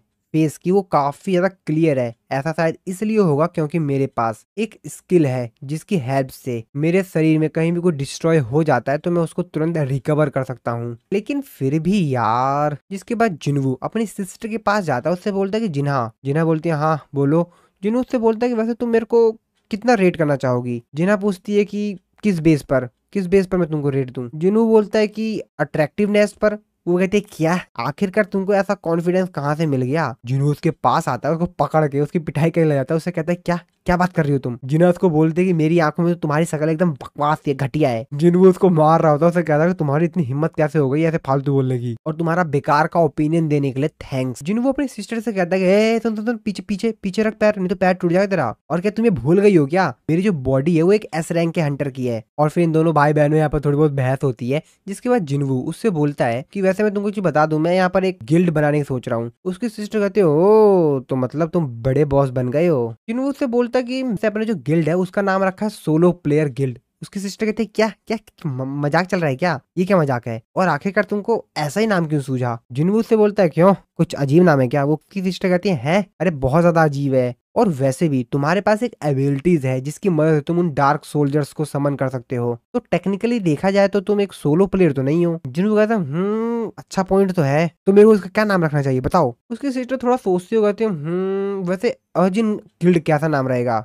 वो कहता है अब इसका क्या मतलब है? इसकी सिस्टर को बताती है कि चाइनीज में मीन्स होता है आई और जिन का मीन्स होता है टू गो फॉरवर्ड, मुझे आगे जाना है। और वैसे भी ये नाम मैंने इसलिए चुना क्योंकि पहले मेरा नाम यही था। क्यों तुमको ये नाम अच्छा ही लगा क्या? इसमें कुछ बुरा है क्या? जिन्वू कहता उतना बेकार भी नहीं है। इसके बाद दूसरी तरफ हम लोग मिस चाइन को देखते हैं, जो कि बेचारी सो ही नहीं पा रही होती हैं। अब आप लोगों को तो मालूम है भाई क्यों नहीं सो पा रही थी। उनको बार बार जिन्हू को एक ख्याल आ रहा होता है। वो कहती हैं अरे यार मैं बार बार इसके बारे में क्यों सोच रही हूँ, मैं कितना ज्यादा सोच रही हूँ। तो बेसिकली मैंने उससे बोल दिया कि मैं उसे पसंद करती हूँ, और वो बार बार जिन्वू के उसी बात के बारे में सोच रही होती हूँ। कहते नहीं नहीं शायद मैं क्रेजी हो गई हूँ, लेकिन नहीं उसने मेरी जान बचाई थी। ऑफ कोर्स मैं उसे पसंद करती हूँ। हाँ ये बात सही है। अरे नहीं यार क्या मैं मजाक कर रही हूँ? सब कुछ सही नहीं है, कुछ भी सही नहीं है। लेकिन वैसे देखा जाए तो वैसे मेरे को मिन ब्यूंग की हीलिंग एबिलिटीज की वजह से मैं सर्वाइव हुई थी, वहां बच पाई थी। तभी उनके दिमाग में उनको एक ख्याल आता है जहां पर वो मिस्टर ब्यूंग से मिलती हैं। मिस्टर ब्यूंग उससे कह रहे होते हैं कि प्लीज तुम जिन्वू को बता देना कि वो सावधान रहे उन पावर्स से जो उसके अंदर है। तभी मिस चाइन की आंख एकदम से खुलती है। मिस चाइन कहती है कि ये क्या था? मेरे को याद है कि मैंने मिन ब्यूंग को देखा। तो इस एपिसोड की शुरुआत में हम लोग नाइट गिल्ड को देखते हैं। नाइट गिल्ड का जो गिल्ड मास्टर होता है उसके पास उसका असिस्टेंट आता है। वो उसको बताता है कि बॉस कल एक नया गेट अपीयर्ड हुआ है और वो हम लोगों के लिए काफी ज्यादा डिफिकल्ट है, और इसी वजह से हमको उस गेट का एंट्री परमिट नहीं मिला। और हंटर एसोसिएशन के अकॉर्डिंग उस गेट की जो रैंक है वो बहुत ही ज्यादा हाई है। गिल्ड मास्टर उससे कहता है कि क्या वो एस रैंक क्या उससे ज्यादा है? वो उसको बताता है कि नहीं, लेकिन उन्होंने बताया था कि वो एक टॉप टायर ए रैंक का गेट है। गिल्ड मास्टर कहता है हमारी गर्दन में कितना ज्यादा दर्द हो रहा है, अगर हम लोग केयरफुल नहीं रहे तो हम सभी यहीं पे मारे जाएंगे। जिसपे उसका असिस्टेंट कहता है कि हम लोगों के पास तो इतनी ज्यादा मैन पावर भी नहीं है कि हम एक स्ट्राइक स्क्वाड बना पाए एक ए रैंक के गेट के लिए भी, लेकिन हम लोग इस कंट्री की जो 5 मेजर गिल्ड्स हैं उनमें से एक गिल्ड है। तो अगर हम लोग इस चीज को क्लियर करने में फेल हो जाते हैं तो लोग हमारे बारे में बात करना स्टार्ट कर देंगे। जिसके बाद सुनकर गिल्ड मास्टर कहता है कि असली प्रॉब्लम तो ये है कि ज्यादातर लोगों को ये लगता है कि ABCD और E रैंक्स ये सारे के सारे जो रैंक्स हैं वो सेम है। ये बात सुनने के बाद वो कहता है कि क्या? और हमारी संख्या और कैपेबिलिटी की बात की जाए तो हमारे जो ए रैंक के हंटर्स हैं और जो बाकी मेजर गिल्ड के ए रैंक के हंटर्स हैं उनसे वो लोग कम नहीं है, बस फर्क ये है कि हमारे पास कोई एस रैंक का हंटर नहीं है और यही सबसे बड़ा सिर दर्द है। तभी पीछे से आवाज आती है और वो बंदा बोलता है, तो हम दूसरे गिल्ड के साथ गठबंधन क्यों नहीं बना लेते हैं? तुम्हें क्या लगता है कि दूसरा गिल्ड इसी तरीके से एग्री कर देगा? हम लोग दूसरों से हेल्प मांगेंगे क्या सिर्फ इसीलिए क्योंकि हम लोगों को लगता है कि हम लोग गेट को अपने दम पर क्लियर नहीं कर सकते? तो कैसा रहेगा कि हम किसी इंडिविजुअल को लें एक गिल्ड की जगह पर? सो एक्चुअल में यहाँ पर सब जो बातें बोल रहा होता है वो एक ए रैंक का हीलर जैंग होता है, जिस पे उनका जो बॉस होता है वो बोलता है कि हम एक टॉप टायर ए रैंक की बात कर रहे हैं और आखिरकार किस तरीके से एक सिंगल हंटर इतना बड़ा डिफरेंस पैदा कर पाएगा, ये तो बहुत ही ज्यादा मुश्किल है। लेकिन तभी उसको याद आता है, एक मिनट, वो बोलता है कहीं तुम, जिस पर ए रैंक का हीलर बोलता है कि हाँ मैं उसी की बात कर रहा हूँ, आपने सही समझा। जिसके बाद गिल्ड मास्टर कहता तो तुम जिन्वू की बात कर रहे हो। अगर हम दूसरे बड़े गिल्ड के साथ गठबंधन करते हैं तो हमारे नाम पर बुरा असर पड़ेगा, लेकिन अगर हम लोग सांग जिनवू के साथ उसको अपने फोर्स में ज्वाइन करवाते हैं और इसके साथ ज्वाइन करते हैं तो लोग हमको ज्यादा जानेंगे, प्लस हम लोगों के पास काफी अच्छा मौका रहेगा कि हम लोग किसी भी खतरनाक रेड को अच्छी तरीके से सेफली क्लियर कर पाए। पर वैसे सांग जिनवू इस समय पर कर क्या रहा है? जिस पर उनका जो एम्प्लॉय होता है उसको बताता है कि उसने जल्द ही में अभी जो मिडल हाईवे पर एक बहुत बड़ा गेट ओपन हुआ था उसको अकेले दम पर ही क्लियर कर दिया। वैसे बॉस क्या आप उससे मिलना चाहेंगे? क्या मैं उसको आपको कांटेक्ट इन्फॉर्मेशन दूं? जिस पे उसका बॉस उसको कहता है, अरे नहीं, इतनी ज्यादा बेवकूफी नहीं, इतने बड़े इंपॉर्टेंट मैटर को फोन पर हैंडल करना ये सिर्फ एक बेवकूफी होगी। तो चलो उसके घर चल के उससे सामने बात करते हैं। दूसरी तरफ हम लोग जिन्वू को देखते हैं जो कि अपने गिल्ड में बैठा हुआ होता है। वो योजिन को बता रहा होता है कि मैंने अपने गिल्ड का नाम सोचा है अर्जिन गिल्ड, कैसा रहेगा? जिस पर योजिन उससे कहता है कि सर ये तो काफी बेहतरीन नाम लग रहा है, तो चलो हम लोग इसी नाम को अपने गिल्ड का ऑफिशियल नाम बना देते हैं। पर योजिन तो अपने मन में कुछ और ही सोच रहा होता है। वो कहता है कि यार इसका कुछ भी नाम रख भाई, कुछ भी नाम रख दो, लेकिन सोलो प्लेयर गिल्ड इसके अलावा कुछ भी नाम चलेगा। जिन वो कहता है कि ठीक है, तो हम लोग इसी नाम को कंफर्म करते हैं और अब हमको एक लास्ट फाउंडिंग मेंबर को रिक्रूट करना होगा, है ना? इस पे यूजिन कहता है वैसे आपका कल मिस चाइन के साथ क्या हुआ? वो नहीं करेंगे हमको ज्वाइन? जिन वो कहता है कि मुझे नहीं लगता कि मिस चाइन हमारे गिल्ड के लिए फिट होंगी और वैसे भी वो नहीं है जिनको मैं ढूंढ रहा था। यूजिन अपने मन में सोचता था क्या वो एक एस रैंक की हंटर है, वो यंग है और उनके पास ग्रेट परफॉर्मेंस रिकॉर्ड है, वो दिखने में भी काफी बेहतरीन है। अब मिस चाइन से भी बेहतर कैंडिडेट कौन होगा? उसके बाद यूजिन जिन्हों से बोलता है कि सर वैसे आप किस प्रकार का इंसान ढूंढ रहे हैं? आपको एग्जैक्टली कैसा चाहिए मेरे को बताइए आप। जिन्हों उसको बताता है कि ऐसा कोई जिसके पास हंटर लाइसेंस हो, जिसको कि हमारे गिल्ड को ज्वाइन करने का कोई भी इंटरेस्ट ना हो, लेकिन फिर भी वो भरोसेमंद हो। यूजिन कहता है कि मेरे दिमाग में कुछ लोगों का नाम तो आया, लेकिन यूजिन आगे कुछ बोल पाता तभी उनका गेट खटखटाता कोई। जिन्वू बाहर जाता देखने के लिए गेट पर कौन है। जिन्वू बोलता है कि कौन? जिन्हों अपने मन में सोचा था कहीं क्या फिर से मिस चाइन तो नहीं आ गई, लेकिन तभी वो बाहर देखता है तो असल में यहाँ पर जो नाइट गिल्ड का गिल्ड मास्टर था वो अपने दोनों साथियों के साथ यहाँ पर आ गया था। वो तीनों के तीनों कुछ इस तरीके से दांत फाड़ते हुए एक काफी खतरनाक स्माइल देते हुए जिन्हों से बोलता है, उसका जो गिल्ड मास्टर होता है कि हेलो, मैं पार्क नाइट गिल्ड का गिल्ड मास्टर। पीछे खड़ा योजिन जिन्वू, ये दोनों के दोनों काफी ज्यादा हैरानी से देख रहे होते हैं कि ये क्या करने के लिए आ गए यहाँ पर। जिसके बाद ये लोग अंदर आते हैं। वो लोग जिन्वू को एक वीडियो क्लिप दिखाते हैं और उसको बताते हैं कि ये देखिए, जहाँ पर एक बहुत ही बड़ा गेट ओपन हुआ था और सभी लोग उस गेट को देख के काफी ज्यादा हैरान थे। वो कहते हैं कि ये देखो ये कितना बड़ा है, आखिरकार पॉसिबल कैसे, आखिरकार किस तरीके से पॉसिबल हो सकता है? ये गेट तो काफी ज्यादा बड़ा है। गिल्ड मास्टर पार्क जिन्हों से कहता है कि वैसे गेट का जो रैंक होता है वो उसके साइज पर हमेशा डिपेंड नहीं होता है। ऐसा नहीं है कि जितना बड़ा गेट है उतना बड़ा ही उसका रैंक होगा। तो कोई भी जो गेट होता है उसमें से कितनी ज्यादा माना निकल रही है उसको डिटेक्ट करके ही पता लगाया जाता है कि आखिरकार उस गेट का रैंक क्या है। जिन्हों से कहता है तो क्या हंटर एसोसिएशन ने इसको एक एस रैंक का गेट का है? जिसमें वो कहता है कि नहीं, लेकिन ये इमिजरेबल है और ये बुसान सिटी का आज तक का सबसे बड़ा गेट है। इससे पहले बुसान सिटी में इससे बड़ा गेट आज तक अपेयर नहीं हुआ है। जिन्हों अपने मन में सोच रहा था बुसान, यहाँ पे तो जूही रहती है ना? जूही की एक बात याद आती है जब जूही ने उससे कहा था कि मेरे शहर में जब तुम आना तो मैं तुमको ट्रीट दूंगी। जिसके बाद गिल्ड मास्टर आगे जिन्हों से कहता है, शायद आपने न्यूज ऑलरेडी देख ली होगी, लेकिन हंटर एसोसिएशन ने हमको एंट्री परमिट देने के लिए मना कर दिया है। उनको लगता है कि ये जो रेड है वो काफी ज्यादा रिस्की हो सकती है और जैसा कि हम लोगों के गिल्ड में यानी कि नाइट गिल्ड में कोई भी एक एस रैंक का हंटर नहीं है और इसीलिए उन्होंने हमको इस रेड पे जाने के लिए मना कर दिया है। लेकिन हाँ, अगर आप हमारे जो स्ट्राइक स्क्वाड को ज्वाइन कर लेते हैं तो हंटर एसोसिएशन शायद हमको परमिशन दे दे। उसके पीछे खड़ा ए रैंक का हीलर जो पार्क होता है वो अपने मन में सोच रहा होता है कि क्या मैं इनसे ऑटोग्राफ के लिए पूछ लूं। तो जिन्हों से ऑटोग्राफ के लिए पूछने की सोच रहा होता है।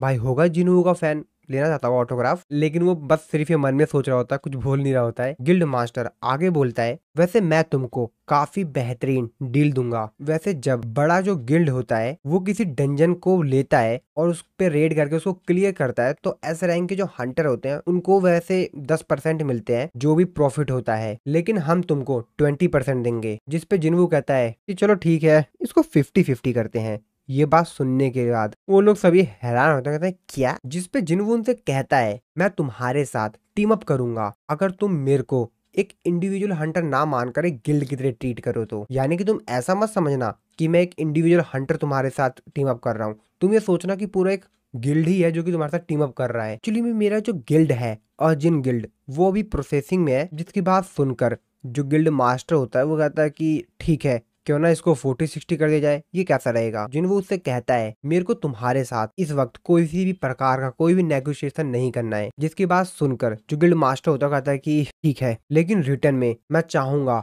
कि तुम डंजन के जो बॉस हो उसको हराओ। तो क्या तुम हमारे लिए ऐसा करोगे? जिन्वू से कहता है हाँ क्यों नहीं। और फिर ये लोग यहाँ से जाने लगते हैं। जाते जाते गिल्ड मास्टर जिन्वू से बोलता है, वैसे कल तुम रेड के लिए आ सकते हो तो तुम सुबह सुबह आ जाना। वैसे मैं तुमको अभी बुसान सिटी ले जा सकता हूँ अगर तुम हमारे साथ चलना चाहो तो, लेकिन तुम हमारे साथ आ क्यों नहीं रहे हो? जिन्वू से कहता है कि असल में मेरा आज रात का कुछ प्लान है, तो वैसे मैं पक्का कल आ जाऊंगा, तुम उसकी चिंता मत करो और मैं तुमसे ये प्रॉमिस करता हूँ कि मैं लेट नहीं होऊंगा। तभी उनका जो असिस्टेंट होता है वो कहता है कि ये क्या? अभी मैं इतना तो पक्का कह सकता हूँ कि अभी जो उनकी शैडो थी वो यहाँ से थोड़ी सी मूव हुई है। जिन पे उनका बॉस कहता है, क्या तुम पी कर आए हो क्या? तभी जिन्वू के फोन पर किसी का फोन आता है। जिन्वू कहता है कि अब ये किसका नंबर है? जिसके बाद वो उन दोनों से कहता है कि एक्सक्यूज मी, किसी का फोन आ गया है, मैं थोड़ा सा कॉल पे बात करने के लिए जा रहा हूँ। जिस पर वो कहते हैं हाँ हाँ ठीक है आप जा सकते हैं। जिन्वू फोन लेकर बाहर आ जाता है। जिन्वू कहता है कि हाँ कौन बोल रहा है? उधर से आवाज आती है जिन्वू। वो आवाज सुनने के बाद जिन्वू कहता है मॉम, मॉम आपने फोन किया है? जिन्वू की मॉम कहती है मैंने तुमको फोन इसीलिए किया है क्योंकि मेरे को तुम्हारी आवाज सुननी थी। क्या तुम इस समय पे बिजी हो? जिन्वू कहता है नहीं। और फिर ये लोग यहाँ पर आपस में बात करने लग जाते हैं। जिन्वू अपनी मॉम से कहता है कि मॉम आज रात को हम लोग डिनर पे चलेंगे तो कैसा रहेगा? जिन्वू की मॉम कहती है हाँ बिल्कुल ठीक है। इसके बाद अगले दिन का सीन दिखाया जाता है उसी जगह का, बुसान सिटी में, जहाँ पर जो बड़ा वाला गेट है वो अपीयर्ड हुआ है जो कि बहुत ही ज्यादा बड़ा लग रहा होता है। वहाँ पे लोग तो भाई बहुत ज्यादा छोटे छोटे से दिख रहे होते हैं और वहाँ पर काफी सारे हंटर्स आए हुए होते हैं। तो यहाँ पर जो गिल्ड मास्टर था वो भी यहाँ पर आ गया होता है अपने साथियों के साथ। वो अपने मन में कहता है कि मैं उसको थोड़ा सा और फोर्स करता तो वो कल ही हमारे साथ यहाँ पर आ जाता, आशा है कि वो लेट ना हो। तो जिन्वू की बात कर रहा होता है और 11 बज गए होते हैं और 11:05 पे इन लोगों की रेड थी। वो टाइम को देखते हुए कहता है शिट, सिर्फ 5 मिनट बचे हुए हैं। दूसरी तरफ हम लोग जिन्वू को देखते हैं। जिन्वू भी वहाँ पे जाने के लिए रेडी हो गया होता है। जिन्वू आसमान की तरफ देखता है तो जो मौसम होता है उतना क्लियर नहीं होता। जिन्वू आसमान की तरफ देखते हुए कहता है मौसम सही नहीं दिखाई दे रहा है। आई होप जिन्हा अपने साथ अम्ब्रेला ले गई हो, मुझे लगता है कि मेरे को वहाँ पर चलना चाहिए। और ऐसा कहने के साथ जिन्वू बोलता है शैडो एक्सचेंज। दूसरी तरफ हम लोग जिन्हा को स्कूल का सीन देखते हैं जहाँ पर जो कुछ स्टूडेंट्स होते हैं वो अपने एक टीचर का थोड़ा बहुत काम कर रहे होते हैं। उनमें से एक स्टूडेंट कहता है तो बेसिकली हम लोग एक फ्री लेबर है। दूसरा स्टूडेंट कहता है कि हाँ तुमने सही कहा यार। उनमें से तीसरा कहता है कि आखिरकार टीचर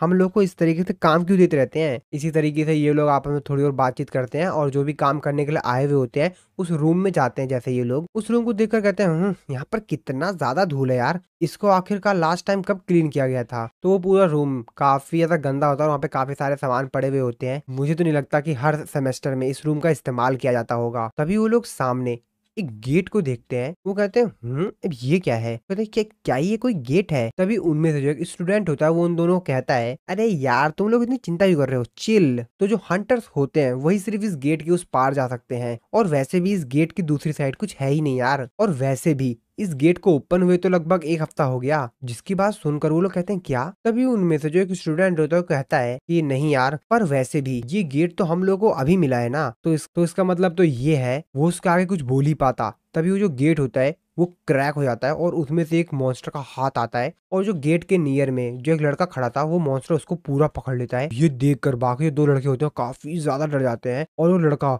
चिल्ला रहा होता है कि मेरे को बचाओ, जल्दी मेरे को बचाओ। लेकिन वो मॉन्स्टर उसको बहुत ही ज्यादा तेजी से अपने हाथ से पूरा पिचका देता है, उसके शरीर से पूरा खून आने लग जाता है। ये देखकर वो दोनों बच्चे काफी ज्यादा डर जाते हैं और वो मॉन्स्टर जिस बच्चे को पकड़ा हुआ होता है उसको पूरा पिचका देता है और खत्म कर देता है। उस मॉन्स्टर के पीछे दो और मॉन्स्टर्स दिखाई देते हैं, बाकी दो बचे हुए बच्चे होते हैं, वो मॉन्स्टर उसको भी मार देते हैं। तो यहाँ पर जो तीनों स्टूडेंट्स थे वो मॉन्स्टर उन सभी को खत्म कर देते हैं। इसके बाद वो मॉन्स्टर बाहर आता है और उनको यहाँ पर जो इन्होंने उनको भी मारा हुआ था उन बच्चों को खून सूंघता है तो काफी ज्यादा अच्छा लगता है और वो काफी ज्यादा एक्साइटेड हो जाता है। और ये जो मॉन्स्टर्स हैं ये पिछले जो मॉन्स्टर्स थे उनसे काफी ज्यादा खतरनाक है, क्योंकि ये जो मॉन्स्टर हैं इनकी जो इंसेक्ट्स है वो काफी ज्यादा पावरफुल है और ये लोग अपने मिशन को ज्यादा प्रायोरिटी देते हैं। तो इन लोगों ने पूरे हफ्ते भर अपने आप को डार्कनेस के अंदर छुपा के रखा और अपने शिकार को ढूंढने से पहले ही इनकी जो सिक्स्थ सेंस थी वो एक्टिवेट हो गई थी।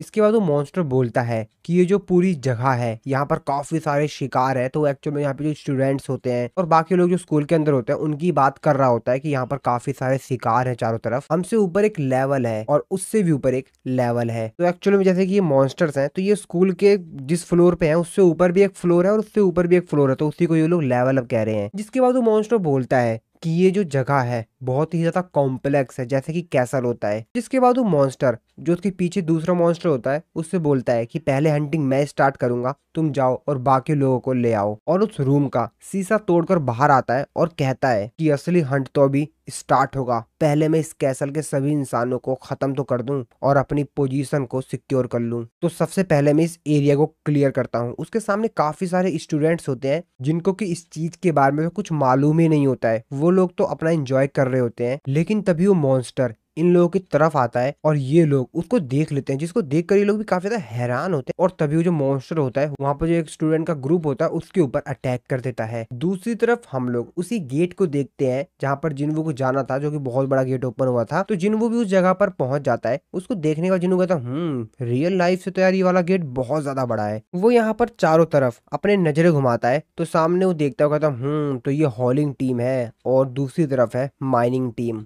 और बाकी इधर है काफी सारे हंटर्स स्ट्राइक स्क्वाड। तो यहाँ पर टोटल 13 ए रैंक के और बी रैंक के हंटर्स हैं। अच्छा, तो इन लोगों के पास वैसे काफी सारे ए रैंक के हंटर्स हैं। एक ऐसा गिल्ड जिसके पास सबसे ज्यादा ए रैंक के हंटर्स हैं। जिन्हों ये सब कुछ सोच ही रहा होता है तभी पीछे से जिन्हों एक आवाज आती है, जिन्हों पीछे देखता है। तभी उनमें से जो एक हंटर होता है वो जिन्वू की तरफ देखते हुए कहता है मिस्टर जिन्वू आप काफी ज्यादा अमेजिंग है, जीजू आइलैंड के दौरान आपने कितनी अच्छी तरीके से फाइट की।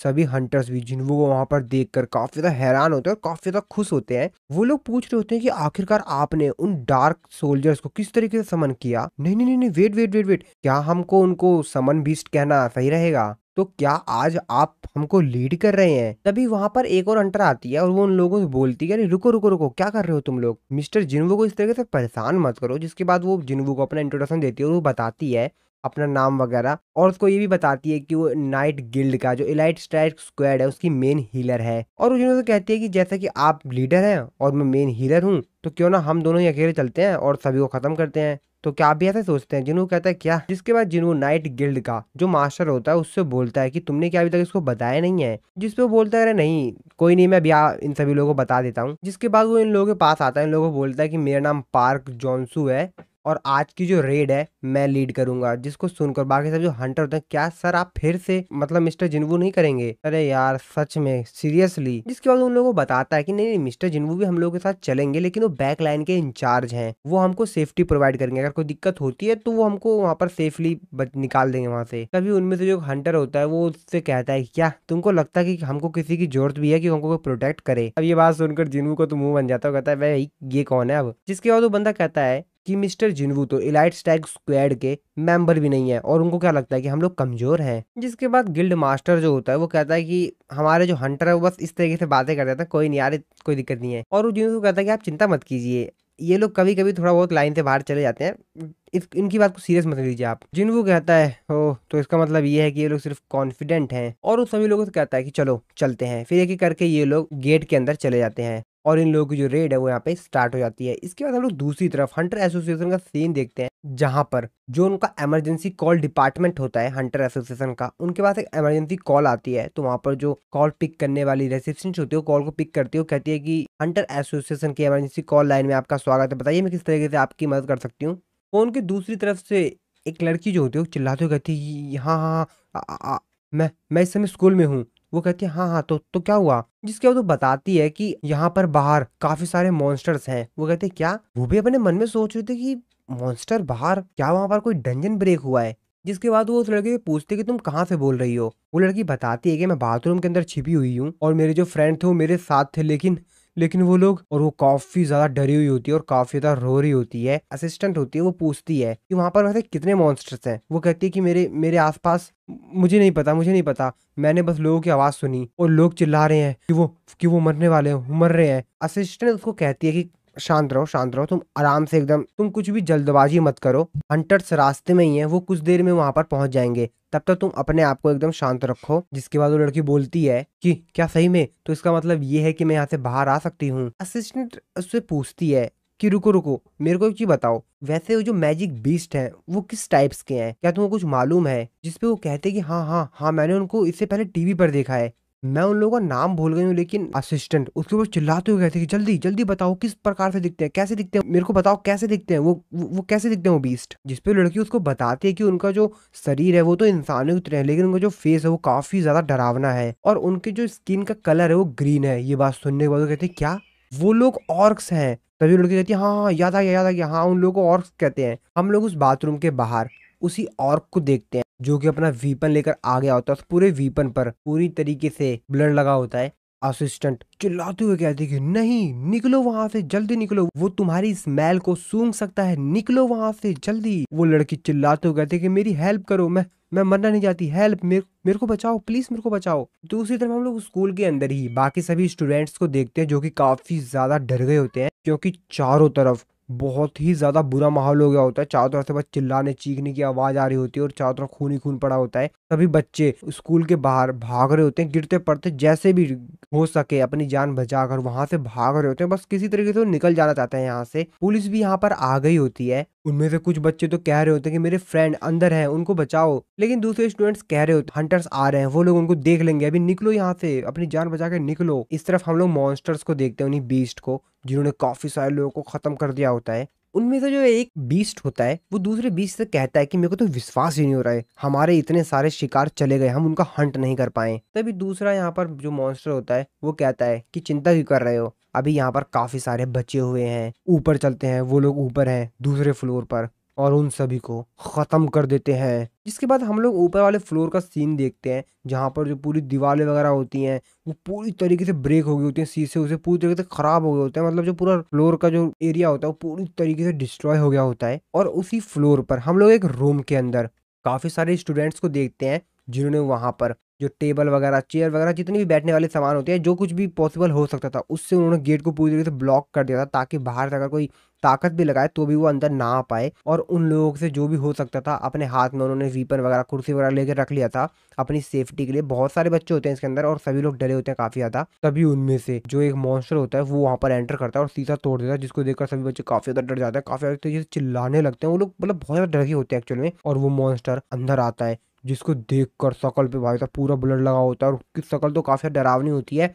ये बच्चे उसको देखकर तो भाई मतलब पूरा डर गए होते हैं, उनका पूरा रूह कांप रहा होता है। तभी उनमें से जो एक बच्चा होता है वहां से भागने की कोशिश करता है साइड में जो शीशा लगा होता है, लेकिन उस शीशे के बाहर ही एक दूसरा मॉन्स्टर होता है, जिसको देखकर वो बच्चा बहुत ज्यादा डर जाता है और वो पीछे आने लगता है, और वो मॉन्स्टर वहां से आता है और उस बच्चे को खत्म कर देता है। और फिर इसके बाद यहाँ पर जितने भी बच्चे होते हैं, ये मॉन्स्टर उन सभी बच्चों को खत्म कर देते हैं। तभी उनमें से जो एक मॉन्स्टर होता है वो अपने चीफ से कहता है कि चीफ, मैं यहाँ पर किसी इंसान को सेंस कर सकता हूँ जिसके पास माना है। उसका बॉस कहता है कि पहले उसे खत्म करते हैं। जिसके बाद हम लोग एक दूसरे रूम में जिन्वू की सिस्टर और उसके बाकी सभी फ्रेंड्स को देखते हैं, जो कि मन में अपने ही ब्रदर जिन्वू को बुला रही होती है। वो कहती है कि जिन्वू, जिन्वू कहाँ हो तुम। जिन्हा की सिस्टर की जो एक फ्रेंड होती है, जिसको कि हमने ओल्ड एपिसोड में भी देखा था, तो वो जैसा कि अवेक्ड हुई थी तो वो यहाँ पर सोचती है कि मैं इन मॉन्स्टर से फाइट करूंगी, लेकिन जिन्हा उनको मना कर रही होती है। वो कहती है कि नहीं नहीं नहीं, तुम ऐसा मत करो। जिस पर लड़की कहती है कि जैसे कि मैं एक ई रैंक की हंटर हूँ, तो मैं भी अवेक्ड हुई हूँ, तो मैं इन लोगों से लड़ सकती हूँ। लेकिन जिन्हा उसको मना कर रही होती है, वो कहती है नहीं नहीं नहीं, ऐसा मत करो, मैंने तुमसे कहा ना ऐसा मत करो। तभी उन मॉन्स्टर का जो चीफ होता है वो कहता है कि क्या तुम इसी इंसान की बात कर रहे थे? जिस पे वो कहता है कि नहीं, मैं इसकी बात नहीं कर रहा था, मैंने इससे भी ज्यादा पावरफुल फोर्स को सेंस किया था, उसके बगल में जो खड़ी है उसको। तो एक्चुअल में जिन्हा की बात कर रहा होता है, लेकिन जैसे कि हम लोगों को मालूम ही है कि जिन्हा के अंदर तो कोई पावर वगैरह है ही नहीं, वो तो हंटर है ही नहीं, तो ये किस चीज की बात कर रहा है। तभी वो जो मॉन्स्टर होता है वो चिल्लाते हुए कहता है कि इस लड़की में से वो स्मेल आ रही है, तो इसको मरना होगा। और अपना वीपन लेकर उसके ऊपर काफी तेजी से अटैक करता है उसको खत्म करने के लिए। जिन्हा और उसकी जो फ्रेंड होती है वो काफी ज्यादा डर गई होती है और अपनी आंखें बंद कर लेती हैं। लेकिन तभी वो लोग देखती हैं कि उसके जो अटैक है, वो जो मॉन्स्टर ने उसके ऊपर वीपन से किया था, वो रुक जाता है। जिन्हा भी काफी ज्यादा हैरान होती है कि आखिरकार उसका अटैक अभी तक लगा क्यों नहीं उसको। तभी वो आंख खोल के देखती है तो एक्चुअल में जो उसका अटैक था उसको किसी ने रोक लिया था। इसको देखकर जिन्हा भी काफी ज्यादा हैरान होती है कि अब ये कौन है। हम लोग को पता चलता है कि एक्चुअल में जो अटैक इस मॉन्स्टर का रोका हुआ होता है वो कोई और नहीं बल्कि जिन्वू ने अपनी सिस्टर के साथ जो उनके शैडो सोल्जर्स रखे हुए थे उसने रोका था। जिन्वू की सिस्टर अपनी आंखें खोलती है क्योंकि काफी देर से उसके ऊपर अटैक हुआ ही नहीं था। अब वो सोचती है कि अटैक क्यों नहीं, और जब वो आंखें खोल के देखती है तो देखती है कि एक बहुत बड़ा शैडो सोल्जर उसने उस मॉन्स्टर को पकड़ रखा है और वो मॉन्स्टर काफी ज्यादा तेज से चिल्ला रहा है क्योंकि उसने अपनी पूरी ताकत ही लगा दी है उसको पकड़ने के लिए, और इस वजह से उसको बहुत ही ज्यादा दर्द हो रहा था। जिन्वू की सिस्टर और बाकी सभी जो स्टूडेंट होते हैं ये सब कुछ सीन देख के काफी ज्यादा डर जाते हैं। जिन्वू की सिस्टर अपने मन में सोच रही होती है कि जिन्वू क्या ये जिन्वू है। उसके बाद जिन्वू को जो शैडो सोल्जर टस्क होता है वो काफी ज्यादा तेजी से उस मॉन्स्टर को एक पंच हिट करता है, जिसकी वजह से वो स्कूल की छत तोड़ कर ही वहां से उड़ के चला जाता है बाहर। इसके बाद वहां पे खड़ा है जो दूसरा मॉन्स्टर होता है, उसकी तो भाई हालत खराब हो जाती है क्योंकि वो जरा काफी ज्यादा डर गया था कि भाई अभी तो हम लोग यहाँ पर ताकतवर थे, अब ये कौन आ गया। और इसी लोग खुद भी कंफ्यूज होता है कि आखिरकार ये है कौन। के बाद हम लोग जिन्वू के तीनों जो शैडो सोल्जर्स होते हैं उनको देखते हैं भाई, जो कि यहाँ पर उसके सिस्टर के आगे खड़े हो जाते हैं, यानी कि अब इन मॉन्स्टर्स को उसकी सिस्टर को मारने के लिए पहले इन तीनों शैडो सोल्जर से फाइट करनी होगी। इसके बाद हम लोग उसी गेट के अंदर का सीन देखते हैं जहां पर जिन्वू और बाकी हंटर्स गए हुए थे। जिन्वू का सिस्टम उसको बताता है कि आप एक डंजन के अंदर एंटर कर गए हो। तो डंजन जो होता है पूरी तरीके से खंडर की तरह होता है, एक तरह से वो पूरा टूटा फूटा होता है। तभी जो गिल्ड मास्टर होता है वो सभी लोगों को चिल्लाते हुए कहता है कि वो देखो, और अरे नहीं ये तो ट्वाइन हेडेड ऑर्क है। तो इन लोगों के सामने एक काफी ज्यादा बड़ा ऑर्क आ गया था जिसके 2 हेड होते हैं और वो बहुत ही ज्यादा पावरफुल, बहुत ही ज्यादा बड़ा लगा था, जिसको देखकर ही सभी लोग चिल्लाते हुए कहते हैं कि सभी लोग केयरफुल रहना, सावधान। वो मॉन्स्टर ऑर्क इन लोगों को देखकर काफी ज्यादा तेजी चिल्लाता है इन लोगों की तरफ और अपने वीपन से उन लोगों की तरफ काफी ज्यादा तेजी से अटैक करता है। गिल्ड मास्टर जो होता है वो बाकी सभी लोगों से कह देता है कि सभी लोग तैयार हो जाओ, और वो खुद भी काफी ज्यादा तेजी से उस मॉन्स्टर के ऊपर जो उसने अटैक किया होता है उस अटैक को रोकने के लिए एक बैरियर सा बना लेता है अपनी पावर का इस्तेमाल करके और उस अटैक से बच जाता है। लेकिन ये जो अटैक था वो काफी ज्यादा तेज था। गिल्ड मास्टर को तो कुछ नहीं होता, लेकिन उसके आसपास की जो चीजें होती है ना भाई, उस अटैक के आवाज से ही, उसके कंपन से ही वो भाई साहब डिस्ट्रॉय हो जाती है। तो इसका मतलब ये अटैक जो था वो काफी ज्यादा पावरफुल था। देखिए बाकी सभी जो हंटर्स होते हैं वो भी कहते हैं कि हाँ ठीक है हम लोग तैयार हैं, हम उसके ऊपर अटैक कर रहे हैं। और एक एक करके जितने बाकी सभी यहाँ पर हंटर्स होते हैं वो अलग अलग दिशाओं से उस मॉन्स्टर्स के ऊपर अटैक करते हैं। कोई उसकी आंखें के ऊपर अटैक करता है, कोई उसके पीछे पीठ पर अटैक करता है, कोई उसके पैरों पर अटैक करता है। इसी तरीके से हर तरफ से हर दिशाओं से उसके ऊपर अटैक किया जाता है और उसको काफी ज्यादा जख्मी कर दिया जाता है। वो मॉन्स्टर भी काफी ज्यादा तेजी से चिल्ला रहा होता है क्योंकि भाई इतने सारे अटैक होंगे तो उसकी तो हालत खुद ही खराब हो गई है। इसके बाद बाकी जो हंटर्स होते हैं वो लोग भी एक एक करके उसके ऊपर हर दिशाओं से अटैक करते हैं ताकि इसको पूरी तरीके से खत्म किया जा सके। वो मॉन्स्टर काफी तेजी से चिल्ला रहा होता है। इनके साथ आए हुए जो बाकी हीलर्स होते हैं, मैजिशियंस होते हैं, वो सभी के सभी जो हंटर्स होते हैं वो यहाँ पर इनके ऊपर अटैक कर रहे होते हैं और इनको हर तरफ से बैकअप प्रोवाइड करवा रहे होते हैं ताकि इस मॉन्स्टर को जल्द से जल्द खत्म किया जा सके। और फाइनली थोड़े समय के बाद ये लोग उस मॉन्स्टर को हरा देते हैं और वो मॉन्स्टर को खत्म कर देते हैं। गिल्ड मास्टर बाकी सभी लोगों से कहता है कि बाकी सभी लोग फटाफट एक जगह पर आओ। वो सभी लोगों से कहता है कि चीजें जो है वो काफी बेहतरीन नहीं दिख रही हैं। मुझे मालूम है कि ये जो रेड है वो इतनी भी ज्यादा इजी नहीं होने वाली है, लेकिन यार मैंने तो खुद भी ये एक्सपेक्ट नहीं किया था कि हमारा गेट के अंदर एंटर करते ही ट्वाइन हेडेड ऑर्क से लड़ाई हो जाएगी। आप लोगों को मालूम है कि जो ट्वाइन हेडेड ऑर्क होते हैं वो उनका एक दूसरा नाम भी होता है। आप लोगों को उसका नाम पता है? जिसपे जिन्वू कहता है कि ग्रेव कीपर्स, जिसकी बात सुन के वो कहता है कि हाँ सही कहा तुमने। इन लोगों को जो डंजन के बॉसेस होते हैं उनके द्वारा मैनेज किया जाता है, लेकिन मेरे एक्सपीरियंस के हिसाब से अगर हम किसी डंजन के अंदर एंटर कर रहे हैं और एंटर करते ही डुअल हेडेड ऑर्क से सामना हो जाए तो शायद आपका सामना हो सकता है आर्मी ऑफ अनडेड से। तभी उनके साथ आया वो जो एक हंटर होता है वो चिल्लाते हुए कहता है कि बॉस आपने अभी सिर्फ बात की थी, ये लोग तो सही में यहाँ पर आ गए हैं। अब ये सब कुछ देख के बाकी सभी जो लोग होते हैं, हंटर्स होते हैं, वो भी काफी ज्यादा हैरान हो जाते हैं। वो कहता है कि अब हमको क्या करना चाहिए, क्या हम लोगों को उनके ऊपर अटैक करना चाहिए। अब ये देख कर तो भाई जो इनका बॉस होता है उसकी भी आंखें फटी फटी रह जाती है कि अभी तो मैं सिर्फ बातें कर रहा था, अभी ये कहाँ से आ गए नहीं जल्दी। इसके बाद हम लोग सामने काफी सारे अनडेड सोल्जर्स को देखते हैं जो कि काफी ज्यादा तादाद में आए हुए थे। उनमें जो हंटर गर्ल होती है कहती है ये तो काफी ज्यादा अजीब हो रहा है। गिल्ड मास्टर कहता है कि लेकिन ये लोग वापस क्यों जा रहे हैं। अब मुझे भी कुछ भी समझ नहीं आ रहा है कि आखिरकार ये लोग पीछे क्यों जा रहे हैं। जिनवू जो कि बेचारा पीछे खड़ा होता है वो अपने मन में सोच रहा होता है कि यार मुझे बोला गया था कि एक हाई टायर ए रैंक का डंजन है, मैं इस डंजन के अंदर काफी सारी एक्सपेक्टेशंस के साथ आया था, लेकिन यहाँ का नजारा देखकर मेरी सारी एक्सपेक्टेशन खत्म हो गई। लेकिन एक मिनट, मैं यहाँ पर कुछ सेंस कर सकता हूँ क्या ये। तभी जिनवू इन लोगों से कहता है कि एक अर्जेंट मैटर आ गया है, मेरे को यहाँ से जाना होगा इसी वक्त। ये बात सुनने के बाद गिल्ड मास्टर कहता है क्या, क्या किस चीज के बारे में तुम बात कर रहे हो, तुम जानते हो कि तुम्हारे बिना हम लोग खतरे में आ सकते हैं, तुम ये जानते हो। जिसके बाद जिनवू शांत होता है, उससे कहता है ठीक है ठीक है, तो ठीक है अगर ये बात है तो मैं यहाँ पर किसी ऐसे को बुला देता हूँ जो कि मेरी तरह ही है, वह यहाँ की सिचुएशन को संभाल लेगा। ये तुम्हारे और तुम्हारे जो बाकी हंटर्स हैं उन लोगों की यहाँ से बाहर निकलने में मदद करेगा और तुम लोगों को कोई भी दिक्कत नहीं होगी, वो सब कुछ संभाल लेगा यहाँ पर। जिसकी बात सुनकर गिल्ड मास्टर कहता है क्या क्या ये मिस्टर मिस्टर मिस्टर जिनवू, क्या ये वही एंट मॉन्स्टर है जो कि जेजू आइलैंड के रेड पर था। तो एक्चुअल में जिनवू ने यहाँ पर अपने सबसे पावरफुल शैडो सोल्जर बेरू को समन करता है, जिसको देखकर बाकी सभी जो हंटर्स होते हैं भाई यहाँ पर उनके जो हाथ खराब होते हैं वो तो डर जाता है भाई काफी ज्यादा। जिनकी शक्ल देखकर जिन वो कहता है कि मुझे लगता है कि मेरे को इसका इंट्रोडक्शन देने की कोई भी जरूरत नहीं है, तो ठीक है अभी और इसी वक्त से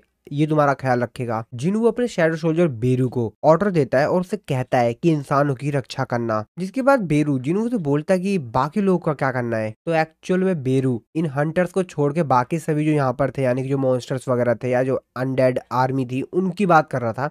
तो जिनको कहता है कि जैसा करते हो वैसा करो। इसकी बात सुनकर बेरू काफी तेजी से दहाड़ मारता है और उसकी दहाड़ इतनी ज्यादा तेज होती है, यहाँ पे खड़े जो पीछे हंटर्स होते हैं वो बेचारे खुद बहुत ज्यादा डर जाते हैं। वो कहते हैं कि क्या ये उसमें उसके साइड में खड़े जो हंटर होती है वो उससे कहती है कि तुम पागल हो गए हो क्या, तुम इसी के सामने मुंह खोल रहे हो, शांत रहो। जिनवू यहाँ पर अपने बाकी जो एंट मॉन्स्टर्स होता है उनको भी समन कर लेता है। जिसके बाद वो गिल्ड मास्टर से कहता है कि शायद 20 शैडो सोल्जर्स काफी होंगे, है ना। इसकी बात सुन के गिल्ड मास्टर जो चीफ होता है कहता है वेट तुम अब जा रहे हो, तुम्हें क्या लगता है तुम्हारे चले जाने के बाद ये जो तुम्हारे मॉन्स्टर्स हैं ये उनको हरा देंगे, तुम ऐसे कैसे हमको छोड़ जा सकते हो, और हम इन मॉन्स्टर्स के ऊपर डिपेंडेंट नहीं रह सकते। जिसके बाद जिन्हों कहता है कि ठीक है अगर तुमको पसंद नहीं है तो यहाँ से जाने से पहले मैं इन लोगों को डिसमिस कर देता हूँ, अपने साथ ले जाता हूँ, कोई दिक्कत नहीं है। लेकिन मेरे को नहीं लगता कि इस डंजन को तुम अच्छे से क्लियर कर पाओगे अकेले अपने दम पर। गिल्ड मास्टर कहते हैं हाँ हाँ हाँ ठीक ठीक ठीक ठीक है ठीक है ठीक है। अब भाई जिनवू इतना ज्यादा गुस्से में बोल रहा था कि वो बेचारे खुद ही डर गए थे काफी ज्यादा। जिनवू यहाँ पे शैडो एक्सचेंज स्किल का इस्तेमाल करके यहाँ से जाने की कोशिश करता है, लेकिन वो तो एक्चुअल में जिनवू की जो शैडो एक्सचेंज स्किल था उसका दोबारा से इस्तेमाल करने के लिए जिनवू को यहाँ पर थोड़े समय के लिए वेट करना होगा। तो जिनवू को यहाँ पर लगभग 1 घंटा 42 मिनट तक वेट करना होगा, जो की काफी ज्यादा टाइम है यार। और जिनवू जो सिस्टर है वो खतरे में है। हालांकि जिनवू के जो शैडो सोल्जर्स है वहां पर 3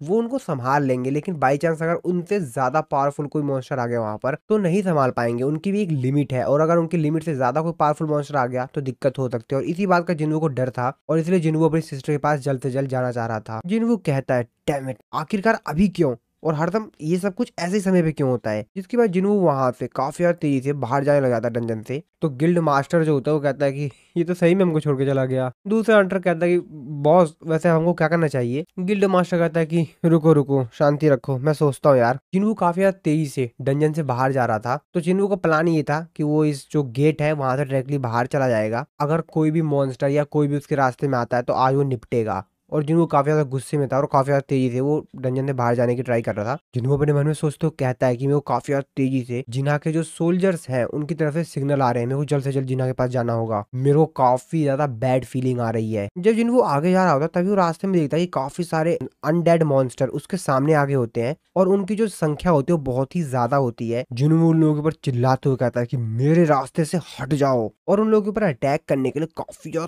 तेजी से बढ़ रहा होता है ताकि इन लोगों को निपटा कर वो यहाँ से बाहर जा सके। लेकिन तभी जिन्वू रुक जाता है। जिन्वू क्या देखता है, जिन्वू देखता है कि असल में यहाँ पर जो पूरी जो अनडेड ऑफ आर्मी होती है वो अपने घुटनों के ऊपर बैठ जाती है, जिसको देखकर जिन्वू कहता है एक मिनट, ये यहाँ पर ये क्या चल रहा है। जिन्वू अपने मन में सोचते हुए कहता है ये लोग मेरे सामने अपने घुटनों के ऊपर बैठ गए हैं क्या सिर्फ इसलिए क्योंकि मैं एक हाई क्लास नेक्रोमैंसर हूँ और इसकी वजह से मेरे पास एबिलिटी है कि मैं अनडेड को कमांड दे सकूं।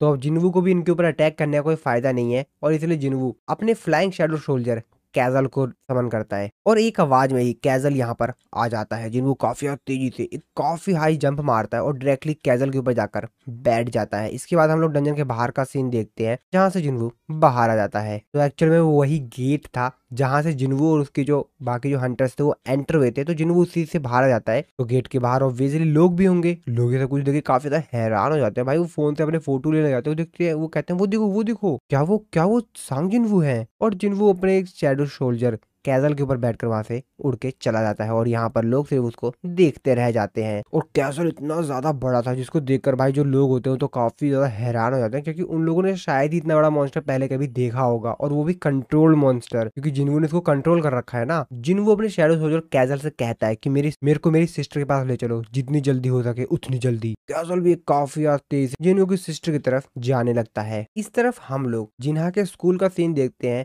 जहाँ पर जिन्हों के जो शैडो सोल्जर्स थे वो उन मॉन्स्टर्स को खत्म कर रहे होते हैं। देखकर बाकी सभी जो बच्चे होते हैं वो बेचारे काफी ज्यादा डर गए होते हैं, क्योंकि वो बेचारे कंफ्यूज हो गए होते हैं कि आखिरकार ये जो मॉन्स्टर्स हैं वो हमको बचा क्यों रहे हैं। और जिन्हों जो शैडो सोल्जर्स होते हैं वो बाकी सभी मॉन्स्टर को काफी अच्छी धुलाई करते हैं और उनको खत्म कर देते हैं। जिन्वू की सिस्टर उस मॉन्स्टर से पूछती है कि क्या जिन्वू यहाँ पर आ गया जिन्वू, और वो जिन्वू चिल्लाते लेकिन वहाँ पे कोई भी नहीं आता है। जिन्हा आगे जाने की कोशिश करती है लेकिन यहाँ पे जो जिन्वू का शैडो सोल्जर होता है वो उसको रोक देता है उसका रास्ता। वो कहता है कि रुको उधर देखिए। तो वो गेट की तरफ इशारा करता है और कहता है कि अभी और भी मॉन्स्टर्स हैं। इस एपिसोड की शुरुआत में हम लोग एक दूसरी जगह का सीन देखते हैं जिसमें इन सभी मॉन्स्टर का जो बॉस होता है उसको दिखाया जाता है और इसके ऊपर जो बैन लगा हुआ था वो पूरी तरीके से अब खत्म हो चुका है। तो ये जो ऑर्क मॉन्स्टर का बॉस है उसका नाम ग्रोक्टर है, जो कि रेड ब्लेड ट्राइब का चीफ है। जिसके बाद ग्रोक्टर बोलता है कि मैं ग्रोक्टर रेड ब्लेड ट्राइब का चीफ और मुझे अब कोई भी नहीं रोक सकता। तभी वहां पर उन्हीं हाई ऑर्क जो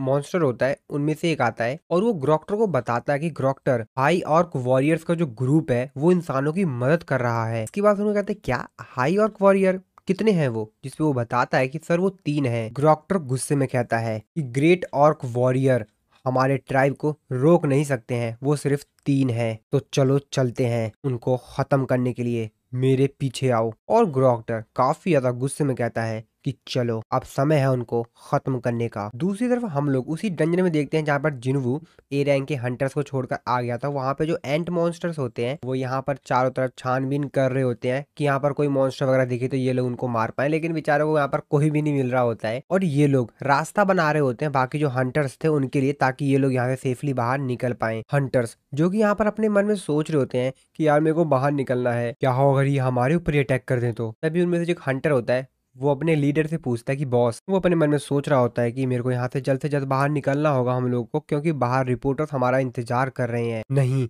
मैं इन छोटे मोटे और थोड़े से समन बीच से डर नहीं सकता हूँ और इनसे डर कर मैं अपने रेड को रोक दूं, ऐसा नहीं हो सकता है, मेरे को ये करना ही होगा। और ऐसा कहने के बाद जैसे वो जो एंड मॉन्स्टर होता है उसके पास जाता है ये बोलने के लिए, वो बेचारा उसकी शक्ल देखकर उसका शरीर देखकर इतना ज्यादा घबरा जाता है कि उसकी बोलती बंद हो जाती है। वो अपने मन में सोचते होगा अरे बाप रे, इसने तो मुझे डरा ही दिया। जिसके बाद वो उस मॉन्स्टर से कहता है कि चलते हैं। लेकिन वो जो एंड मॉन्स्टर होता है वो उसको ही देखता रहता है, जिसपे वो कहता है कि पहले आप चलिए ना। लेकिन उस बेचारे को अंदर से इतना ज्यादा डर लग रहा होता है कि वो ज्यादा तेजी से बोल भी नहीं पा रहा होता है। तभी एंट मॉन्स्टर काफी तेजी से वहां से गायब होता है और तुरंत झटके से वहां पर आ जाता है, जिसको देखकर जो लीडर होता है वो काफी ज्यादा डर जाता है। वो बेचारा कहता है ये क्या कर रहे हो तुम, जिसपे उसको कोई भी रिप्लाई नहीं देता है और वहां से जाने लगता है। और अब उसका ये रूप देखकर बेचारा वो तो और भी ज्यादा डर जाता है। बाकी हंटर्स उसके लीडर के पास आते हैं, उससे बोलते हैं बॉस आप ठीक तो है ना। दूसरा हंटर बोलता है कि बॉस क्या आप सही में इन लोग को चाहते हैं कि हमको लीड करें, जिस पे उनका बॉस कहता है कि हाँ मैं ठीक हूँ ठीक है। उसके बाद यहाँ पर बाकी सभी जो हंटर्स होते हैं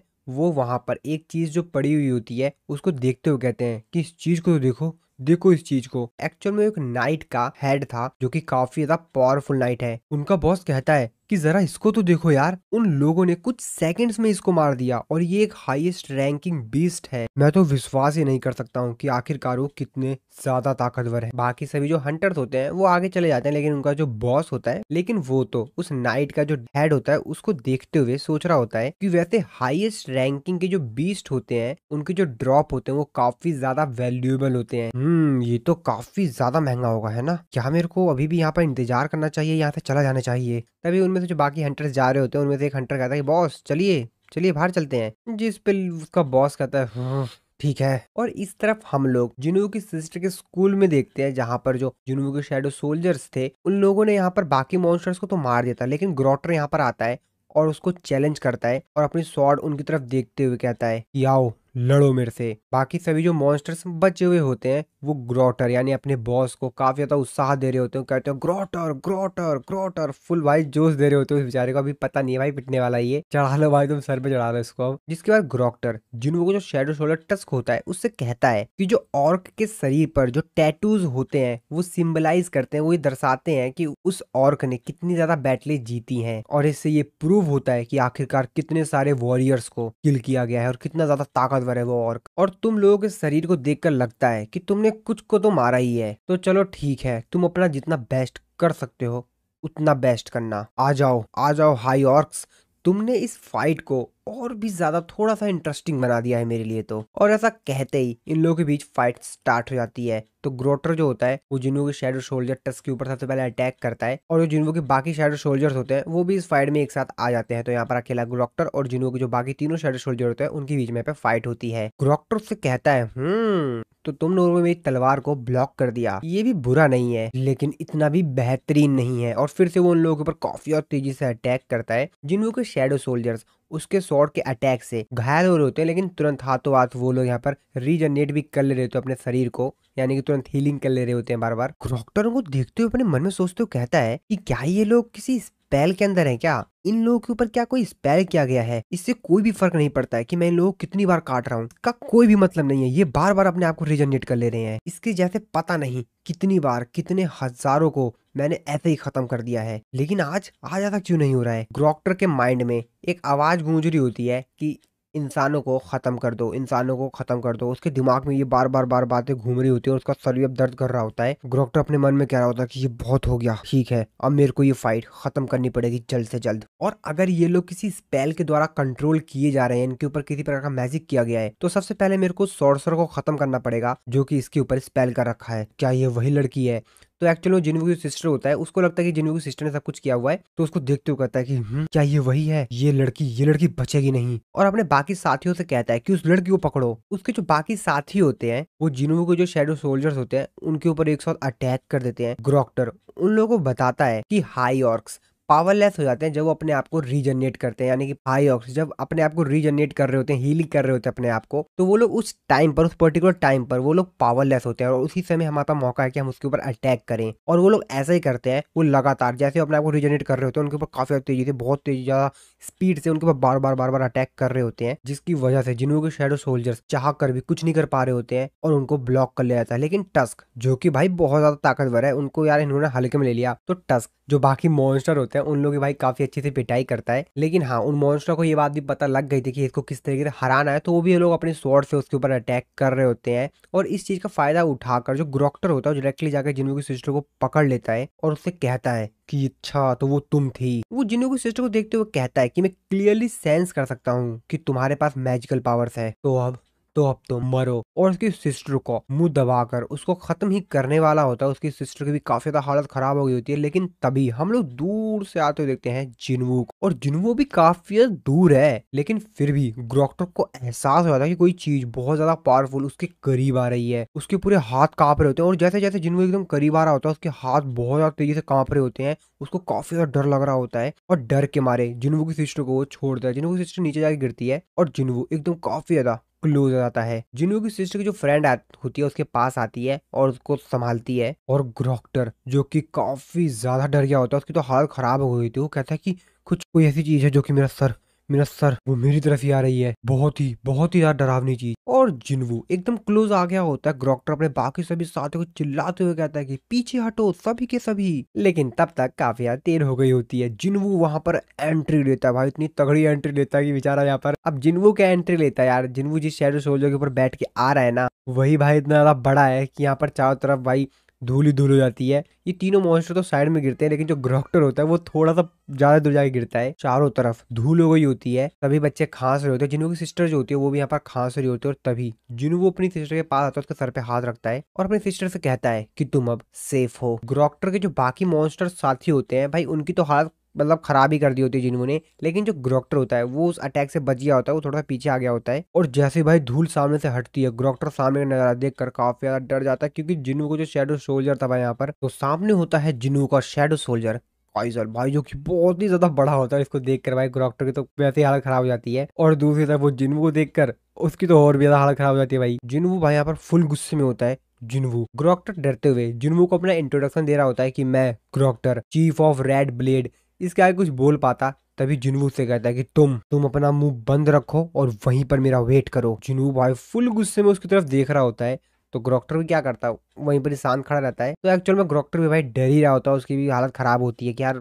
ये कहाँ से आ गया बंदा। जिन्वू अपनी सिस्टर से कहता है कि तुम अब सेफ हो। जिन्वू की सिस्टर जिन्वू को देखकर काफी ज्यादा रो रही होती है। जिन्वू से कहता है कि सॉरी मैं थोड़ा सा लेट हो गया। जिन्वू बाकी सभी स्टूडेंट से पूछता है कि सभी लोग ठीक हो तो हो ना। बाकी सभी स्टूडेंट्स कहते हैं कि हाँ हम ठीक हैं। जिन्वू की सिस्टर की जो फ्रेंड होती है उससे पूछता है कि सॉन्ग तुम ठीक तो हो ना, जिसपे वो भी कहते हैं कि हाँ मैं भी ठीक हूँ। जिन्वू अपने शैडो सोल्जर इग्रीज से कहता है कि जिन्हा और बाकी सभी लोगों का तुम ध्यान रखो, इसको मैं हैंडल करता हूँ। जिन्हों बाकी सभी स्टूडेंट्स से कहता है कि बाकी सभी स्टूडेंट्स नीचे जाकर आराम से स्कूल से बाहर चले जाइए। ग्रोक्टर जो कि भाई डर रहा होता है, लेकिन अब क्या ही कर सकता है भाई, बॉस है वो भी, तो वो थोड़ा सा हिलता ही है। तभी जिन्वू से कहता है कि मैं तुमसे बोला था ना कि हिलना मत। जिसके बाद बाकी सभी जो बच्चे होते हैं वो जिन्वू के शैडो सोल्जर कैजल की मदद से नीचे उतर जाते हैं। ग्रोक्टर जिन्वू से कहता है कि मैंने देखा कि वो जो इमोर्टल हाई ऑर्क्स थे वो तुम्हारे सोल्जर हैं। तुम कौन हो और तुम हमारी लैंग्वेज कैसे जानते हो। लेकिन जिन्वू उसकी बात का कोई भी रिप्लाई नहीं दे रहा होता है और उसकी तरफ गुस्से से देख रहा होता है।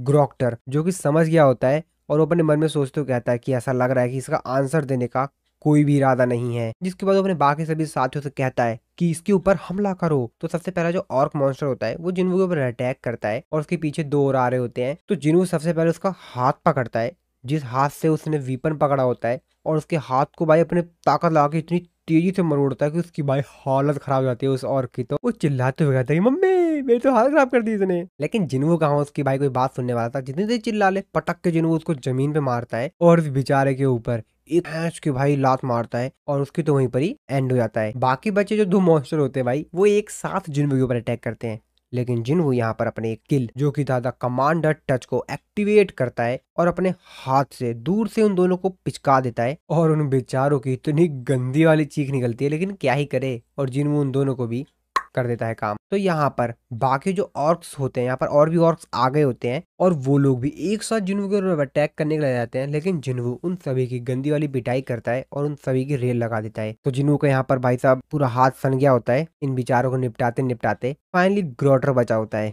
वो जिन्वू उसके करीब जा रहा होता है, जिसको देखकर उस बेचारे की तो हालत खराब होती है तो ये सब क्या है, लेकिन वो उससे आगे कुछ बोल पाता। जिन्वू यहाँ पर अपने कमांडर टच स्किल का इस्तेमाल करता है और उसके मुंह को ही पकड़ लेता है पूरी ताकत से और उसको दीवार पे से लटकाते हुए कहता है कि क्यों तुमने ये सब क्यों किया, तुमने उन सभी को क्यों मारा, क्यों। ग्रोक्टर जिन्वू को बताता है कि मेरे दिमाग में से एक आवाज आती है जो कि मेरे से बार बार बोलती है कि इंसानों को खत्म कर दो। जिन्वू से कहता है कि मेरे बारे में क्या वो आवाज ये भी कहती है कि मुझे भी खत्म कर दो। लेकिन ग्रोक्टर उसकी कोई भी बातों को रिप्लाई नहीं देता, बल्कि उससे उल्टा ही भाई अपनी जिंदगी की भीख मांग ले जाता है। वो कहता है कि प्लीज प्लीज प्लीज मेरे को माफ कर दो। लेकिन जिन्वू उससे सिंपली कहता है कि मेरे क्वेश्चन का जवाब दो, क्या जब तुम मेरी तरफ देखते हो तो वो वॉइस तुमसे वही कहती है। जिसपे वो फिर से उसे बोलता है कि भाई माफ कर दे, मेरे को माफ कर दे। लेकिन जिन्वू कहता है कि लगता है कि तुमको। जिसके बाद जिन्वू अपने डैगर को यहाँ पर समन करता है इस मॉन्स्टर को खत्म करने के लिए। और तो तुम मेरे को इंसान नहीं मानते, वैसे भी इससे कोई फर्क नहीं पड़ता,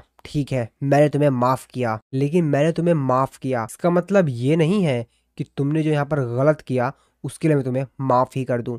इतनी आसानी से तुम नहीं बचोगे। और फिर ये सीन यहीं पे कट होता है। इसके बाद हम लोग फिर से उसी डंजन को देखते हैं जहाँ पर जिन्वू बाकी सभी हंटर्स को अपने शैडो सोल्जर के साथ छोड़कर आया था। बाहर अभी भी लोग उनका इंतजार कर रहे होते हैं। डंजन के अंदर जो एक हंटर होता है वो जिन्वू के एंड मॉन्स्टर से बोलता है कि वैसे तुमको क्या मालूम है कि ये बंदा कितना ज्यादा वैल्यूएबल होगा। तो एक्चुअल में वो शायद किसी मॉन्स्टर की बॉडी लेकर आया था पूछने के लिए, लेकिन वो जो एंड मॉन्स्टर होता है भाई उसकी बॉडी को खा जाता है और उल्टा उसको ही घायल कर देता है और उसके कंधे पर चोट लग जाती है और ब्लड निकलने लग जाता है। लेकिन तभी वहां पर बेरू आता है और उस मॉन्स्टर को शांत करता है और उससे कहता है कि ठीक है तुम जाओ। और बेरू यहाँ पर अपनी हीलिंग एबिलिटी का इस्तेमाल करके उस हीलर को हील कर देता है, जिसको देखकर वो तो काफी ज्यादा हैरान होता है। फिर वो बेरू को थैंक्स बोलता है और कहता है भाई इसकी हीलिंग मैजिक आखिर किस तरीके से एक समन बीस्ट मेरे से भी बेहतर हीलिंग कर सकता है। बेरू उनसे कहता है कि आ जाओ। ये लोग जब एक रूम में एंटर करते हैं तो वहां पर एक दूसरा ही मॉन्स्टर होता है। तो अनडेड जो मॉन्स्टर्स थे उनका जो लीडर होता है वो था एक्चुअल में वो, जिसको देखकर बाकी सभी जो हंटर्स होते हैं भाई उनकी तो हालत खराब हो जाती है। वो देखते हुए कहते हैं कि क्या इस डंजन का बॉस आर्च लीच है। तभी उसको दूसरा साथी कहता है कि और उसके साथ 10 डेथ नाइट्स भी हैं। तो एक्चुअल में यहाँ पर काफी सारे पावरफुल डंजन बॉस होते हैं, लेकिन जो आर्च लीच होता है तो इन लोगों को एक इंसिडेंट के बाद से ज्यादा देखा गया, जो कि था गोल्ड ड्रैगन गिल्ड का एनहिलेशन। तो जो आर्च लीच था उसने एक बहुत बड़े चाइनीज गिल्ड को पूरी तरीके से खत्म कर दिया था, और जिसकी वजह से डंजन ब्रेक हो गया। लेकिन लिu जिंगांग की वजह से उस खतरनाक सिचुएशन को हैंडल कर लिया गया। लेकिन एक स्ट्राइक स्क्वाड जिसके पास सिर्फ ए रैंक के हंटर्स हैं, वो भी इस बॉस से मुकाबला, ये तो किसी भी तरीके से मुमकिन ही नहीं है। तभी दूसरा हंटर अपने बॉस से पूछता है कि बॉस अब हमें क्या करना चाहिए। तभी दूसरा हंटर चिल्लाते हुए कहता है कि उन लोगों के पीछे और भी मॉन्स्टर्स हैं। जिसकी बात सुन के उनका बॉस कहता है कि अरे नहीं, ये अनडेड हमको ही खा जाएंगे, जल्दी जल्दी इस डोर को ब्लॉक करो। तभी वो जो ए रैंक का हीलर होता है कहता है कि हाँ ठीक है सर, और वो अपने मैजिक पावर का इस्तेमाल करके यहाँ पर एक सेक्रेट शील्ड बना देता है। तो इनका जो लीडर होता है वो अपने मन में सोच रहा होता है कि हम लोगों के पास कोई भी ऑप्शन नहीं है, और मुझे नहीं लगता कि हम लोग यहाँ से जिंदा भी वापस जा पाएंगे बिना जिन्वू के। तभी वो हंटर जो कि अपनी मैजिकल पावर का इस्तेमाल करके वहाँ पे एक शील्ड बनाया था, वो कहता है कि बॉस जिस तेजी से ये लोग इसके ऊपर अटैक कर रहे हैं, मेरे को नहीं लगता कि हम लोग 5 मिनट से ज्यादा टिक पाएंगे। लेकिन तभी वहां पर एंट्री होती है बेरू की। बेरू को देखते ही वो जो अनडेड मॉन्स्टर का जो बॉस होता है वो कहता है कि तू बास्टर्ड, तो तुम ही हो आर्मी ऑफ शेडो। लेकिन किंग की पर्सनल आर्मी यहाँ पर अटैक करने के लिए क्यों आई है? जिसपे बेरू उसकी तरफ उंगली करते हुए कहता है कि हमको किंग के द्वारा चुना गया है और तुमको नहीं। जिसपे अनडेड मॉन्स्टर का जो बॉस होता है कहता है कि नामुमकिन, इम्पॉसिबल, मैं किंग से खुद बात करूंगा। लेकिन बेरू उसके करीब आता है और उसको एक पंच हिट करता है और उससे कहता है तुम ऐसे किसी से बहुत कुछ कहना चाह रहे हो जो कि मरने वाला है। एक ही पंच हिट करता है और वो पंच इतना ज्यादा तेज होता है कि वो पूरी तरीके से डिस्ट्रॉय हो जाता है। साथ ही में उसके आसपास जितने भी अनडेड आर्मी के सोल्जर्स होते हैं वो सभी लोग भी खत्म हो जाते हैं। अब ये चीज देखकर बाकी सभी जो हंटर्स होते हैं वो तो काफी ज्यादा हैरान होते हैं कि इसने आर्च लीच को सिर्फ एक ही पंच में खत्म कर दिया, साथ में इसके जो आर्मी थी उसको भी। जिसके बाद बेरू काफी ज्यादा तेजी से चिल्लाता है क्योंकि उसने उसको हरा दिया है तो भाई उसका जश्न भी मनाएगा, तो इसीलिए काफी ज्यादा तेजी से चिल्लाता है। जिसको देखकर हंटर का लीडर जो होता है वो कहता है मैं जानता था कि ये स्ट्रांग है, लेकिन ये इतना स्ट्रांग होगा ये मुझे भी नहीं मालूम था। और अगर जिन्वू के पास ऐसे सोल्जर्स हैं तो जिन्वू को तो गेट के अंदर एक स्टेप रखने की भी जरूरत नहीं है, वो तो बिना कदम रखे ही पूरे गेट को क्लियर कर सकता है। उसको बस अपने जो ये सोल्जर्स हैं इनको भेजना है और पूरा डंजन क्लियर हो जाएगा। वो अपने मन में सोचते हो कहता है, लेकिन हाँ जिन्वू अपने सारे के सारे जो समन बेस्ट है उनको एक बार में कमांड नहीं कर सकता क्योंकि इसमें उसकी माना काफी ज्यादा तेजी से घटती होगी। लेकिन फिर भी दूर से जज करना कि कितना ज्यादा स्ट्रांग है ये तो मैं बिल्कुल ही सोचने वाला हूँ। अब अगर जिन्वू अपने आर्मी के सिर्फ आधे हिस्से को भी बुलाए तब भी जिन्वू की जो वो आर्मी होगी वो बाकी जो मेजर गिल्ड है उससे बहुत ही ज्यादा पावरफुल होगी। अब मुझे एग्जैक्टली नहीं मालूम कि आखिरकार वो कितना ज्यादा ताकतवर है। तभी उन्हीं हंटर्स में से जो एक हंटर होता है वो कहता है कि बॉस हमको इस समय को गंवाना नहीं चाहिए, हमको जिन्वू के गिल्ड को एक्वायर कर लेना चाहिए। जिसके बाद सुन के उसका लीडर कहता है कि एक्वायर, क्या बकवास कर रहे हो, हमको इसको अलायंस करना चाहिए, उसके साथ हमको गठबंधन बनाना है। जिसपे वो हंटर कहता है क्या सीरियस बॉस, मैं तो सिर्फ जोक कर रहा था क्योंकि जो नजारा मैंने आज देखा मुझे नहीं लगता कि उसको हमारे मदद की जरूरत भी होगी। जिसपे उसका बॉस कहता है कि तुम्हें मालूम है कि डंजन के अंदर एंटर करने के लिए कुछ रूल्स भी होते हैं और सिर्फ सांग जिन वू के लिए रूल्स को ब्रेक तो नहीं किया सकता ना। जिसपे वो हंटर कहता है मैं समझा नहीं। उसका बॉस उसको बताता है कि जैसा कि तुमको मालूम होगा कि डंजन को क्लियर करने के लिए मिनिमम हंटर्स की रिक्वायरमेंट होती है और जिन्वू अपने समन बीस्ट के दम पर तो डंजन के अंदर जा नहीं पाएगा क्योंकि वो तो उसको पहले जो उसको मिनिमम रिक्वायरमेंट है उसको पूरी करनी होगी। और ये रूल काफी ज्यादा स्ट्रिक्ट है, कोई भी इस रूल को तोड़ नहीं सकता है। जो बेसिक रिक्वायरमेंट्स है उसको तो फुलफिल करना ही पड़ेगा ना। जिसपे वो हंटर कहता हो मैं समझ गया बॉस, वो इतना ताकतवर होगा कि वो डंजन को अकेला ही अपने दम पर क्लियर कर सके, लेकिन उसको अंदर जाने के लिए, लेकिन उसको डंजन के अंदर एंटर करने के लिए मिनिमम हंटर्स की रिक्वायरमेंट्स तो होगी ही। ये तो हमारे लिए विन विन सिचुएशन हो गई ना। लेकिन फिर भी हमको उसको मनाना तो पड़ेगा ही ना। दूसरी तरफ हम लोग जिन्हों की सिस्टर का जो स्कूल होता है जहाँ पर सारा कारनामा हुआ होता है वहाँ का सिचुएशन दिखाई जाती है, जहाँ पर उनके जो पेरेंट्स होते हैं बच्चों के वहाँ पर आ जाते हैं। न्यूज़ रिपोर्टर्स, हंटर गिल्ड्स के जो बाकी हंटर्स होते हैं और भी सभी लोग वहाँ पर आ जाते हैं और यहाँ पे काफ़ी सारे स्टूडेंट्स मर गए होते हैं। सभी पेरेंट्स अपने बच्चों को इस तरीके से मरा हुआ देखकर काफ़ी ज़्यादा रो रहे होते हैं। हालांकि यहाँ पर काफ़ी सारे बच्चे बच गए होते हैं, लेकिन जिन्हों के आने से पहले काफ़ी सारे बच्चों की यहाँ पर। इसके बाद हम लोग कुछ देर बाद का समय देखते हैं। मिस्टर गो और जिन्वू कार में बैठ के अब वहां से वापस जा रहे होते हैं। मिस्टर गो जिन्वू को बताते हैं कि 213 बच्चे जो कि तुरंत ही वहां से निकल गए थे वो सभी सेफ हैं और जो 10 बच्चे बाकी बिल्डिंग में बचे हुए थे हमने उनको भी रेस्क्यू कर लिया है, लेकिन वो सभी बच्चे जो वहां से भागने में कामयाब नहीं हो पाए थे वो सभी लोग अपनी जान गंवा बैठे हैं। और शायद हमको ऐसी और भी दुर्घटनाएं देखने के लिए मिले। जिसके बाद जिन्वू को अपना फोन देते हैं। जिन्वू भी काफी ज्यादा हैरानी से देखता है। जिसके बाद जिन्वू उनके फोन में एक ग्राफ देखता है। मिस्टर को उसको बताते हैं कि जो ग्राफ है इसमें ग्राफ को तुम ध्यान से देखो, ग्राफ शो कर रहा है कि किस तरीके से लास्ट 6 महीने के अंदर हमारी सिटी में काफी ज्यादा तेजी से नए नए गेट ओपन हो रहे हैं। और ये जो ग्राफ है तो सिर्फ हमारी सिटी का है और पूरी दुनिया में कुछ ऐसा ही हाल है। बाकी कंट्रीज भी कुछ इसी तरीके की प्रॉब्लम को फेस कर रही हैं। उनके यहाँ भी काफी ज्यादा तेजी से जो गेट की संख्या है वो बढ़ रही है, नए नए गेट्स ओपन हो रहे हैं। लेकिन हाँ, सिर्फ यही नहीं है जो कि बिल्कुल ही अजीब हो रहा है। एक और चीज है, जिस तरीके से गेट्स के जो नंबर्स हैं वो काफी ज्यादा तेजी से बढ़ रहे हैं और उसी की दूसरी तरफ जो अवेक्ड हंटर्स हैं वो भी हमको काफी सारे देखने के लिए मिल रहे हैं। काफी सारे लोग इवैल्यूएशन करवा रहे हैं और उसके बाद वो लोग अवेक्ड हो रहे हैं। दूसरी सरल भाषा में कहा जाए तो जिस तरीके से नंबर ऑफ गेट्स काफी ज्यादा तेजी से बढ़ रहे हैं उसी तरीके से हंटर्स की जो संख्याएं हैं वो भी काफी ज्यादा तेजी से बढ़ रही हैं। जिन्वू में अपने मन में सोच रहा होता है कि ये तो बहुत ज्यादा बेकार सिचुएशन होती जा रही है। जिसके बाद जिन्वू मिस्टर गो से पूछता है कि सर वैसे वैसे आज आपने मेरे को क्यों बुलाया है। जिसके बाद मिस्टर गो उसको बताते हैं कि काफी सारे लोग जापान, यूनाइटेड स्टेट, चाइना, रसिया, फ्रांस और काफी सारे अदर कंट्रीज से वो तुमसे मिलना चाहते हैं मिस्टर जिन्वू। और वो उसको एक डॉक्यूमेंट देते हैं और उसको बताते हैं ये सभी के सभी डॉक्यूमेंट्स हैं जिसके अंदर ऑफिशियल रिक्वेस्ट है। मिस्टर गो आगे बोलते हैं कि मैं इतना तो पक्का हूँ कि तुमको जरूर कुछ लोगों ने अनऑफिशियल तरीके से तुमसे कांटेक्ट करने की कोशिश की होगी। जिन्वू को भी याद आ जाता है कि हाँ भाई सीन तो हुआ था। और अगर मैं एकदम सच बताऊं तो हंटर एसोसिएशन के पास भी इतनी पावर्स नहीं है कि वो उनको रोक सके। हम सिर्फ तुम्हारी जो पर्सनल इंफॉर्मेशन है उसको प्रोटेक्ट कर सकते हैं अगर तुम रिक्वेस्ट करो तो। और तुम उनसे मिलना चाहो या ना मिलना चाहो ये तो सिर्फ तुम्हारे ऊपर है। और अगर तुम कोरिया को लीव करना चाहते हो, छोड़ना चाहते हो, तो मुझे डर है कि शायद हमारी जो कंट्री है वो तुम्हारे इस तरीके से चले जाने से यहाँ से जो यहाँ पे दुर्घटनाएं हो रही हैं शायद उसको अच्छे से अडेप्ट ना कर पाए। जिसके बाद वो जिन्वू को एक हॉस्पिटल के आगे छोड़ देते हैं और मिस्टर को उसको बताते हैं कि ये वही हॉस्पिटल है जहाँ पे तुम्हारी सिस्टर को लाकर एडमिट किया गया है। जब जिन्वू वहां से जा रहा होता है तो मिस्टर को उससे बोलते हैं कि मिस्टर जिन्वू कि मेरे पास जितनी पावर है उसके हिसाब से जो कुछ भी हो सकता है, जितने भी रिसोर्सेज हो सकते हैं मैं वो आपको प्रोवाइड करवा दूंगा, लेकिन प्लीज आप यहीं पे रहिएगा।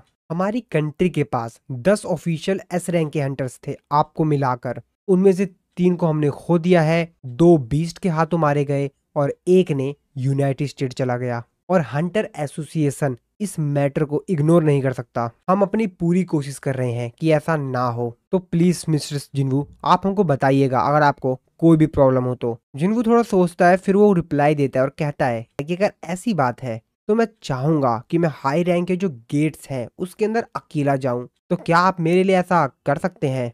मिस्टर को उससे कहते हैं क्या तुम मेरे से ये कहना चाहते हो कि जो मिनिमम कैपेसिटी रिक्वायरमेंट है। जिन्वू कहता है कि हाँ। मिस्टर को उसको बताते हैं कि जो लॉ बनाया गया है वो हंटर्स की सेफ्टी के लिए बनाया गया है और ये हमको जो खतरनाक चीजें डंजन में से आती हैं या डंजन के अंदर जब कोई जाता है तो काफी ज्यादा बड़ी दुर्घटना ना हो जाए उससे बचाती है।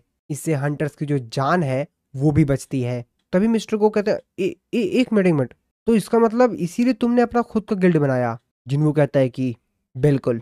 जिन्वू उनसे कहता है कि मैं आपसे बहुत कुछ पूछ रहा हूँ है ना। मिस्टर गो अपने मन में सोच रहे होते हैं कि 1 मैन स्ट्राइक स्क्वाड ये काफी कठिन होगा लेकिन नामुमकिन तो नहीं होगा। जिसपे मिस्टर को कहते हैं कि ठीक है ये तुम मेरे ऊपर छोड़ दो। दूसरी तरफ योजिन की कजन जिसका फोटोशूट चल रहा था वो कंप्लीट हो जाता है और तभी उसके पास योजिन की कॉल आती है। योजिन जो कि अपनी कजन सिस्टर से कहता है कि क्या तुम मेरा गिल्ड ज्वाइन करना चाहोगी। हम तुमको यहाँ पर कोई भी काम नहीं देंगे, तो तुम मेरे फादर के गिल्ड के एम्बेसडर बनने की जगह तुम मेरे गिल्ड को ज्वाइन कर सकती हो। जिसपे उसकी कजन कहती है कि ये सभी गिल्ड के साथ क्या बातचीत चल रही है यहाँ पर, ये सब छोड़ो, क्या तुमको ये मालूम है कि जिन कोरिया से वापस आएगी नहीं। यूजिन कहता है कि हाँ बिल्कुल मेरे को मालूम है, आखिरकार वो मेरी ओल्डर सिस्टर है, लेकिन हम लोगों को एक और फाउंडिंग मेंबर चाहिए अपने गिल्ड के लिए। जिसपे उसकी कजन सिस्टर कहती है कि क्या तुम मेरे को एक ऐसे गिल्ड को ज्वाइन करने के लिए कह रहे हो जो कि अभी तक बना भी नहीं है। योजिन तुम कंफर्म तो हो ना, कहीं कोई इंसान तुमको बेवकूफ तो नहीं बना रहा है, देख लेना कहीं वो तुम्हारे साथ स्कैम कर रहा हो। जिसपे यूजिन को कहता है कि हाँ हाँ बिल्कुल क्यों नहीं, अगर मैं तुमको उस स्कैम बनाने वाले बंदे का नाम बताऊंगा तो तुम शायद शॉक हो जाओगे उसका नाम सुनकर। जिसपे उसकी कजन सिस्टर से कहती है कि कौन है वो। इसके बाद हम लोग कुछ देर समय बाद का सीन देखते हैं जहाँ पर जिनवू भी आ गया होता है गिल्ड में वापस। जिनवू यूजिन से बोलता है कि अच्छा तो ये वही है जिससे तुम मेरे से बात कर रहे थे, तो तुम इससे ही मिलवाना चाहते थे मेरे को। यूजिन इंट्रोडक्शन देते हुए कहता है कि हाँ बिल्कुल सर, ये मेरी कजन है यो शोइन, और ये एक सर्टिफाइड ए रैंक की हंटर है। उसकी जो कजन सिस्टर होती है वो भी काफी ज्यादा हैरान होती है, कहती है ओ मैं तो अपनी आंखों पे विश्वास ही नहीं कर पा रही हूँ कि मैं इस समय अपने सामने मिस्टर सांगजिन वू को देख रही हूँ। जिसके बाद सुनकर जो कहता है क्या तुम किसके बारे में बात कर रही हो शुइन, तुम यहाँ पर सेलिब्रिटी हो एक। जिनवू भी उसको देखते हुए अपने मन में सोच रहा होता तो ये एक ए रैंक की हंटर है। जिसपे की कजन सिस्टर हैरान होते हुए कहते कि हाँ पता है मेरे को, लेकिन फिर भी मैं इनसे मिलकर काफी ज्यादा शौक में हूँ, आखिरकार ये एक ऐसे हंटर है जिनका कारनामा हर कोई जानता है। जिसके बाद सुनकर जो कहता अच्छा तो तभी तुम इतनी ज्यादा एक्साइटेड थी जिनवू, जो कि उन दोनों को देखते हुए मन में सोच रहा होता है कि यूजिन एक डी रैंक का और उसकी कजन एक ए रैंक की, तो क्या अवेकिंग के प्रोसेस में जेनेटिक का कोई रोल होता है। वैसे कुछ केसेस में ऐसा होता है कि जो दोनों सिबलिंग्स होते हैं वो अवेक्ड हो जाते हैं। मेरे फादर एक हंटर थे और मैं भी एक हंटर हूँ। जिसके बाद जिनवू कि मेरे हिसाब से योजिन ने तुमको सब कुछ पहले से ही एक्सप्लेन कर दिया होगा। जिसपे वो कहते हैं कि हाँ इसने बताया मेरे को कि तुमको एक फाउंडिंग मेंबर की जरूरत है। जिनवू से बोलता है कि हमारे गिल्ड को ज्वाइन करना थोड़ा सा अजीब है, लेकिन तुम समझ गए ना क्या करना है तुमको। जिसपे वो कहते हैं कि हाँ कुछ भी चलेगा, यो जिन सुंग के साथ काम करने से तो बेहतर ही है। जिसपे जिनवू कहता है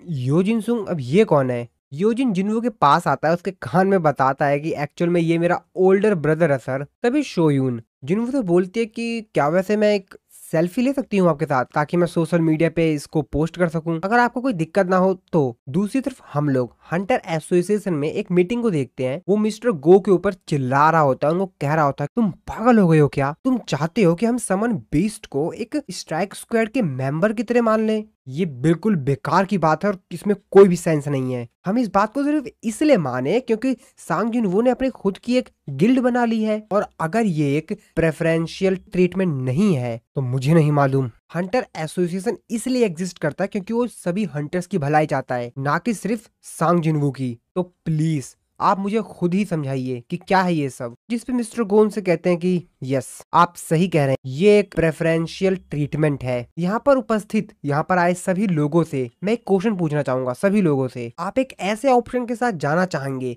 जहाँ पर एक पूरे स्ट्राइक स्क्वाड में 20 ए रैंक के हंटर्स हों, या एक ऐसा स्ट्राइक स्क्वाड सिर्फ जिसमें जिनवू हो। अगर आप इन दोनों टीम में से किसी एक को जहाँ पे डंजन ब्रेक हुआ है, जो डंजन ब्रेक जोन है, वहां पर भेजोगे तो आप किस टीम को भेजना चाहोगे। आप ही चॉइस कीजिए, आप किसको भेजना चाहेंगे। एक ऐसी टीम जिसमें 20 ए रैंक के हंटर हैं, और एक ऐसी टीम जिसमें सिर्फ एक हंटर है। सेनेटर, मैंने सुना है कि तुम रिसेंटली एक नए अपार्टमेंट में गए हो जो कि हंटर गिल्ड के पास है। वैसे हंटर गिल्ड के पास जाने का, वहाँ पे अपार्टमेंट लेने का कोई तुम्हारा रीजन है क्या, मतलब कोई वजह तो रही होगी ना। वैसे देखा जाए तो उस जगह के जो प्राइस है हाउस के वो भी काफी ज्यादा हाई है। इस पे सेनेटर कहता है कि ये टॉपिक कहाँ से आ गया, ये टॉपिक इस टॉपिक से कोई भी रिलेट नहीं करता है। जिसपे मिस्टर वो कहते हैं कि कहीं ये कोई सेफ्टी रीजन की वजह से नहीं है ना, ऐसा कुछ नहीं, मैं तो बस पूछ रहा हूँ। जिसपे मिस्टर को कहते हैं कि यही सेम चीज इस कंट्री के जितने भी लोग हैं उन सब पे भी लागू होता है सेनेटर। हर कोई जिसके पास पैसे हैं वो किसी ऐसी जगह पे जाना चाहता है जहाँ पर वो सेफ रहे। इस दुनिया में जितने भी गिल्ड हैं वो सभी के सभी मिस्टर सांग जिनवू को चाहते हैं। वो चाहते हैं कि मिस्टर जिनवू उनका गिल्ड ज्वाइन कर ले। तो क्या तुमको सही में लगता है कि जिनवू यहाँ पर कोरिया में रुकेगा? अगर हम उसके साथ कॉम्प्रोमाइज नहीं करते हैं तो हमको ये करना पड़ेगा ताकि वो हमारे पास ही रहे। मैं तुमसे पूछता हूँ कि क्या तुम एक ही मिस्टेक को 2 बार करना चाहोगे सेनेटर? क्या तुमको याद है वांग डोंग सू जो कि अमेरिका चला गया। और अगर इस टाइप का प्रेफरेंशियल ट्रीटमेंट तुमको अनरीजनेबल लग रहा है, बेमतलब का लग रहा है, तो मैं तुमसे पूछना चाहूंगा कि तुम्हें क्या सोच रहे हो, तुम्हारी जिंदगी कौन बचाएगा अगर फिर से एक एस रैंक का गेट कोरिया में अपेयर हुआ तो। दूसरी तरफ हम लोग मिस चाइन को देखते हैं, जो कि उसी पोस्ट को देख रही होती हैं जो कि शियोन ने अपलोड की थी। और जब वो यहाँ पर उसका टाइटल पढ़ती हैं कि मेरा पहला दिन एज इन गिल्ड में, और ये चीज देखकर मिस चाइन की तो होश ही उड़ जाते हैं। और इस सीन के साथ हमारा ये वाला जो एपिसोड यहाँ पर खत्म होता है। इस एपिसोड की शुरुआत में हम लोग जिन्वो को देखते हैं, जो कि अपनी सिटी में ओपन एक और नए गेट के सामने खड़ा होता है, जो कि एक हायर लेवल का गेट होता है। तो असल में जिन्वो आज अपने गिल्ड के पहले रेड पे आया हुआ था। तो जैसा कि आप लोगों को मालूम है कि जिन्वो के जो गिल्ड का नाम है वो एजिन गिल्ड, तो उसी एजिन गिल्ड के जो पहली रेड है उस पर जिन्वो आज आया हुआ था। और जिन्वो अपने साथ योजिन को भी लाया था। तो जैसा कि हमने लास्ट वाले एपिसोड में देखा था कि मिस्टर गो जो होते हैं वो हंटर एसोसिएशन के बाकी सभी मेंबर को बताते हैं और उनसे रिक्वेस्ट करते हैं कि जिन्वो को एक एक्सेप्शन छूट दी जाए, उसको अकेले ही किसी भी गेट के अंदर जाने की परमिशन दे दी जाए। तो हम लोग योजिन को देखते हैं, जो कि काफी ज्यादा हैरान होता है क्योंकि इनके सामने जो गेट होता है वो बहुत ही ज्यादा बड़ा होता है। योजिन उसको देखते हुए कहता है कि ये तो बहुत बड़ा है, मैंने इससे पहले ऐसी चीज कभी नहीं देखी है सर, ये गेट तो बहुत बड़ा है। जिन्वो भी उस गेट की तरफ देखते हुए सोच रहा होता है, जिसके बाद वो योजिन से बोलता है कि चलो चलते हैं। लेकिन जिन्वो गेट के अंदर जा पाता उससे पहले ही आसपास जो रिपोर्टर्स खड़े होते हैं, मीडिया वाले खड़े होते हैं, वो जिन्वो से काफी सारे सवाल पूछते हैं। जिन्वो से कहते हैं कि मिस्टर जिन्वो इधर देखिए, तो आप अपने एजिन गिल्ड के पहले रेड पे जा रहे हैं, तो आज आपको कैसा लग रहा है? वैसे आपने अपने गिल्ड का नाम एजिन क्यों रखा? और आपके गिल्ड में जो फाउंडिंग मेंबर्स हैं उनके साथ आपका क्या रिलेशनशिप है? जैसे कि शोयुन, तो शोयुन आप लोगों को मालूम होगा कि वो योजिन की कजन सिस्टर है, जो कि जिन्वो की गिल्ड में एक फाउंडिंग मेंबर के तौर पर ज्वाइन हुई है। और भी मीडिया वाले जो होते हैं वो काफी सारे जिन्वो से सवाल पूछते हैं, लेकिन जिन्वो उनका कोई जवाब नहीं देता है। तभी मिस्टर वू जो होते हैं वो जिन्वो से कहते हैं कि मिस्टर जिन्वो, लेकिन उसको आगे कुछ कह पाता है। तभी जिन्वो उनसे कहता है कि मिस्टर वू, मैंने सोचा था कि हंटर एसोसिएशन मेरी जो पर्सनल इन्फॉर्मेशन है उसको प्राइवेट रखेगा, ये सब क्या है फिर? मिस्टर वो उससे कहते हैं कि पर्सनल इन्फॉर्मेशन प्रोटेक्ट करने का मतलब ये था कि हम आपकी पर्सनल इन्फॉर्मेशन को प्रोटेक्ट करेंगे। और वैसे भी पब्लिकली लोगों को ये पता चल जाता है कि किस जगह पे गेट ओपन हुआ है, तो वो लोग वैसे भी वहां पहुंच जाते हैं। और दूसरी बात, आज से आप इस बात का ध्यान रखिएगा कि सोशल मीडिया पे जब आप कोई भी पोस्ट करें तो थोड़ा सा सोच समझ के कीजिएगा। जिन्वो भी थोड़ा सा मुस्कुराता है, तो जिन्वो को भी पता चल गया। तो जिन्वो कहता है, ओह तो आप उस इंस्टाग्राम की पिक्चर की बात कर रहे हैं, हाँ ठीक है, अगली बार से मैं इस बात का ध्यान रखूंगा। तभी योजिन जिन्वो से कहता है, सर क्या आपको नहीं लगता कि हम लोग को हॉलिंग टीम और माइन टीम को भी बुला लेना चाहिए? क्योंकि मुझे तो नहीं लगता कि मैं अपने दम पर ही सब कुछ हैंडल कर पाऊंगा। यो जिन्वो से कहता है कि चिंता मत करो, मेरे जो शैडो सोल्जर्स हैं वो सारे काम कर लेंगे जो भी वहां पर करना होगा अंदर, तुम उसकी चिंता बिल्कुल भी मत करो। मिस्टर वू जिन्वो के जो बाकी सभी शैडो सोल्जर्स होते हैं उनको देखते हुए कहते हैं कि वाओ, यहाँ पे जितने भी समन बीस्ट्स हैं ये बी रैंक या उससे ज्यादा हायर लेवल के हैं। और जिन्वो का जो ये स्क्वाड है ये ए रैंक के गेट के जो एंट्री परमिट है उसकी जो क्वालिफिकेशन है उससे ज्यादा क्वालिफाइड है। ये सबको बेवकूफ बना रहा है। जो लोग भी इस चीज पे बहस कर रहे हैं कि ये एक प्रेफरेंशियल ट्रीटमेंट है या नहीं। जिसके बाद मिस्टर को जिन्वो से कहते हैं कि ठीक है, मैंने सब कुछ चेक कर लिया है, सब कुछ सही है, आप अंदर जा सकते हैं। लेकिन और मिस्टर वू भी यहाँ पर अपनी ड्रेस को उतार के दूसरी ड्रेस पहन रहे होते हैं, जिसको देखकर जिन्वो और योजिन काफी ज्यादा हैरान होते हैं। वो लोग भी उसको बड़े ही हैरानी से देख रहे होते हैं कि उनको भी नहीं मालूम कि अब ये क्या हो रहा है। तभी मिस्टर वू जो होते हैं वो रेड पे जाने की जो ड्रेस होती है उसको पहन लेते हैं। जिसके बाद वो जिन्वो को बताते हैं कि चेयरमैन ने मेरे को ऑर्डर दिया था कि मैं तुम्हारी रेड को ऑब्जर्व करूं। वो भी जानना चाहते थे कि ये जो तुम्हारा आइडिया है, ये जो आइडिया है वो क्या सही में सही भी है या नहीं, ये सेफ आइडिया है कि नहीं। वैसे तुम्हें कोई परेशानी तो नहीं है ना अगर मैं सर्विलेंस टीम के एक रिप्रेजेंटेटिव के तौर पर आज तुम्हारे साथ चलूं, सिर्फ आज के लिए? जिन्वो उसकी तरफ देखते हुए कहता है कि मुझे कोई दिक्कत नहीं है, आप तो ठीक है ना मिस्टर वू। तो एक्चुअल में भाई यहाँ पर जो जिन्वो था उसे तो हम लोग को मालूम है भाई उसे क्या ही प्रॉब्लम होगी, क्योंकि इससे पहले ही वो काफी सारे हाई लेवल के मॉन्स्टर से तो पहले ही लड़ चुका है। कहीं मिस्टर वू को कोई दिक्कत ना हो, इसलिए जिन्वो उनसे पूछा था मिस्टर वू। अब वो भी थोड़ा सा कंफ्यूज होते हैं कि जिन्वो ने उनको ऐसा क्यों कहा। इसके बाद हम लोग कुछ मिनट बाद का सीन देखते हैं। तो एक्चुअल में ये लोग उस गेट के अंदर आ चुके थे। मिस्टर वू सामने का नजारा देखकर काफी ज्यादा हैरान होते हैं। उनका तो पूरा शरीर कांप रहा होता है, साथ ही उनके पूरे शरीर से भाई पसीने निकल रहे होते हैं। इसके बाद हम लोग सामने का सीन देखते हैं। तो असल में यहाँ पर जो कि ए रैंक के मैजिक बीस्ट थे नागा, उनको जिन्वो के जो शैडो सोल्जर्स थे वो उनकी पिटाई कर रहे थे।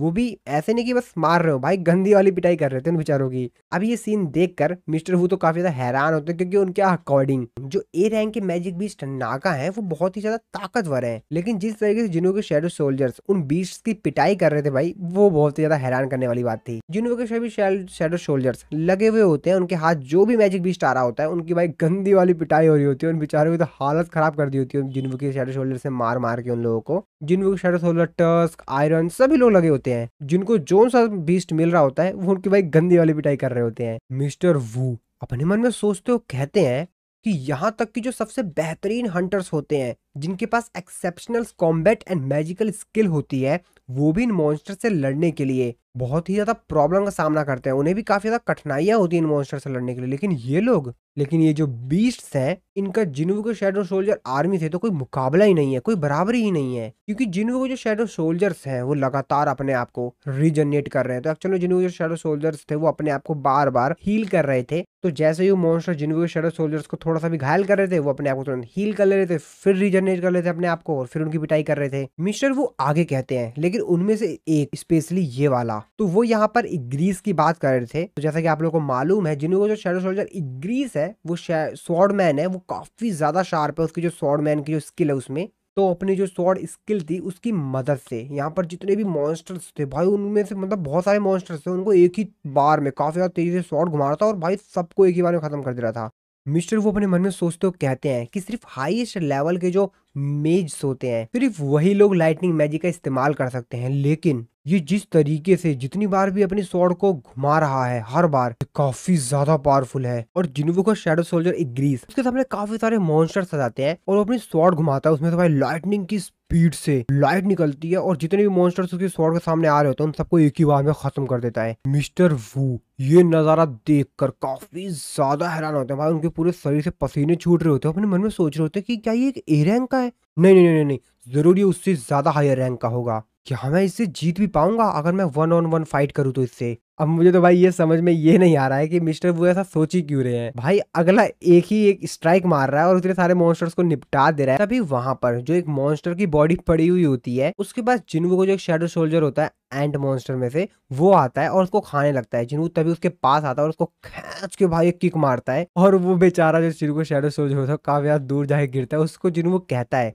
कि मैं तुमसे कहा था ना कि इनको खाना मत। तुमको कोई आइडिया भी है जो बीस्ट के कॉर्प्स हैं ये कितने ज्यादा वैल्यूएबल हैं? और जिन्हों के बाकी जो शैडो सोल्जर्स होते हैं यहाँ पर माइनिंग वगैरह कर रहे होते हैं क्रिस्टल की, जिन्होंने उन लोगों को चिल्लाते हुए कहता है कि और तुम सभी लोग जल्दी जल्दी उन माना क्रिस्टल की माइनिंग करो। मिस्टर वू अपने मन में सोच रहे होते हैं कि जिन्वू इतना ज्यादा कैपेबल है कि ए रैंक के डंजन को क्लियर कर सकता है, माना क्रिस्टल को माइनिंग कर सकता है, और भी जो कुछ भी डंजन के अंदर मिलता है वो सब कुछ अकेला अपने दम पे कर सकता है। ये कोई वन मैन स्ट्राइक स्क्वाड नहीं है, ये तो उससे भी ज्यादा बढ़कर है। मिस्टर वो कहते हैं कि अब मैं समझा कि मेरे से इसको आज ऑब्जर्व करने के लिए क्यों कह रहे थे। और तभी उन लोगों के सामने एक बहुत बड़ा मॉन्स्टर आ जाता है। तो एक्चुअली वो इस डंजन का बॉस था जो कि काफी ज्यादा बड़ा था। तभी जिन्वू अपने बाकी सभी शैडो सोल्जर्स से कहता है कि जो काम कर रहे हैं वो काम में ध्यान दो, वो काम करते रहो, और जो लोग नहीं कर रहे हैं वो वापस आ जाओ फटाफट। और ऐसा ही होता है, जो उसके शैडो सोल्जर्स काम कर रहे होते हैं वो अपना काम कर रहे होते हैं,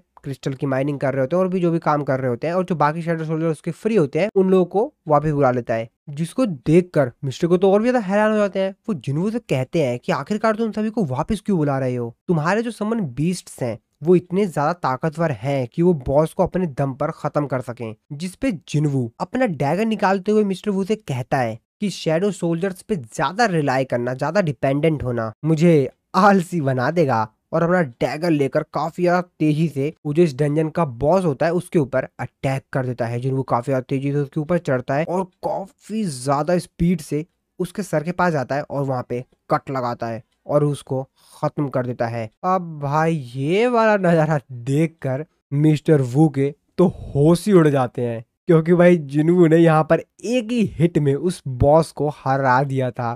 जिन्वो को सिस्टम भी जिन्वो को बताता है कि तुमने इस डंजन के बॉस को हरा दिया है, तुम्हारा लेवल अप हुआ है। तो जिन्वो एक्चुअल में अभी यहाँ पर 101 लेवल पे पहुंच गया था। साथ ही में जिन्वो की जो जॉब स्पेसिफिक स्किल्स थी वो भी लेवल अप हो गई थी, जिसको सुनकर जिन्वो कहता है वाओ ये तो बढ़िया है। तो एक्चुअल में जिन्वो की जितनी भी यहाँ पर जॉब स्पेसिफिक स्किल्स थी, जैसे कि shadow extraction, shadow preservation, monarchs domain, shadow exchange, ये सभी लेवल अप हो गई थी। जिन्वो अपने मन में सोचते हो कहता है कि मेरे को तो विश्वास ही नहीं हो रहा है, मेरी जो जॉब स्पेसिफिक स्किल्स हैं वो भी लेवल अप हो गई हैं। साथ ही में मेरी जो शैडो एक्सचेंज स्किल का जो कूल डाउन टाइम है वो भी 1 घंटे से कम हो गया है। तो जैसा कि आप लोग को मालूम है कि जिन्हों की जो शैडो एक्सचेंज स्किल थी उसका एक बार इस्तेमाल करने के बाद जिन्हों 3 घंटे बाद दोबारा उसका इस्तेमाल कर सकता है, लेकिन अब जिन्हों 2 घंटे बाद ही इस्तेमाल कर सकता है। तो 1 घंटा उसमें कम हो गया है। और जैसे जैसे जिन्वो लेवल अप करता जाएगा वो घंटे भी कम होते जाएंगे, यानी कि जिन्वो और भी जल्दी अपने शैडो स्किल का दोबारा से इस्तेमाल कर पाएगा। और जिन्वो की जितनी भी यहाँ पर जॉब स्पेसिफिक स्किल्स थी वो सभी की सभी लेवल 2 पे चली गई थी। अब जिन्वो भी अपने मन में सोच रहा होता कि भाई ये तो मजा आ गया मेरे को। मिस्टर वो बेचारे जो डंजन का बॉस होता है उसके पास जाते हैं, उसकी बॉडी के पास, और उसकी बॉडी को देखते हुए कहते हैं नागाज की जो खाल होती है वो बहुत ही ज्यादा टफ होती है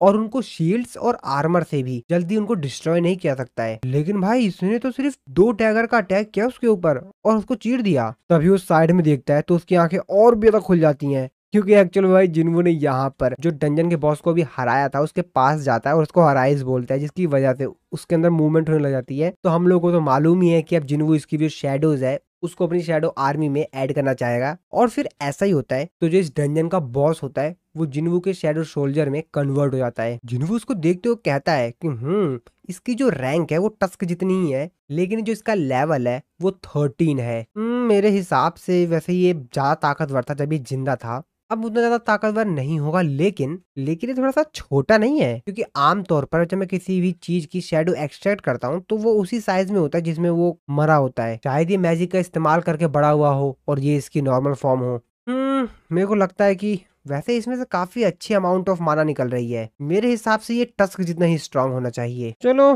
ठीक है, वैसे भी मेरी शैडो आर्मी में काफी अच्छा योगदान देगा, ये तो मेरे लिए ही बढ़िया है ना। जिसके बाद जिन्वो का जो सिस्टम होता है उसको उसका नाम चुनने के लिए कहता है अपने नए शैडो सोल्जर का। जिन्वो कहता है इसका नाम ठीक है, मैं इसका नाम जिमा रखूंगा। तो जिन्वो ने अपने इस शैडो सोल्जर का नाम जिमा रख दिया होता है। यूजिन भी ये नजारा देखकर काफी ज्यादा हैरान होता है और खुश भी होता है। वो अपने मन में सोचते हुए कहता है कि वाओ, इन्होंने इतने ज्यादा पावरफुल मॉन्स्टर को अपने समन बीस्ट में कन्वर्ट कर लिया, ये तो काफी ज्यादा बढ़िया है। जिसके बाद योजिन डंजन के ऊपर देखता है छत की तरफ, तो वो अब यहाँ पर ब्रेक हो रही होती है, क्योंकि जैसा कि आप लोगों को मालूम है कि डंजन का जो बॉस है वो खत्म हो चुका है, तो अभी डंजन ब्रेक होगी। जिसके बाद योजिन जिन्वो से कहता है कि सर लगता है डंजन ब्रेक होना स्टार्ट हो गई है, हमको यहाँ से बाहर चलना चाहिए। जिन्वो कहता है हाँ ठीक है चलो। वैसे मैं इस कॉर्प्स का क्या करूँ। इसके बाद हम लोग डंजन के बाहर का सीन देखते हैं, जहां पर जो न्यूज रिपोर्टर्स होते हैं वो जिन्वो के शैडो सोल्जर को देखकर काफी ज्यादा हैरान होते हैं। टस्को को वो लोग कहते हैं कि भागो भागो भागो। अरे नहीं नहीं नहीं, रुको रुको,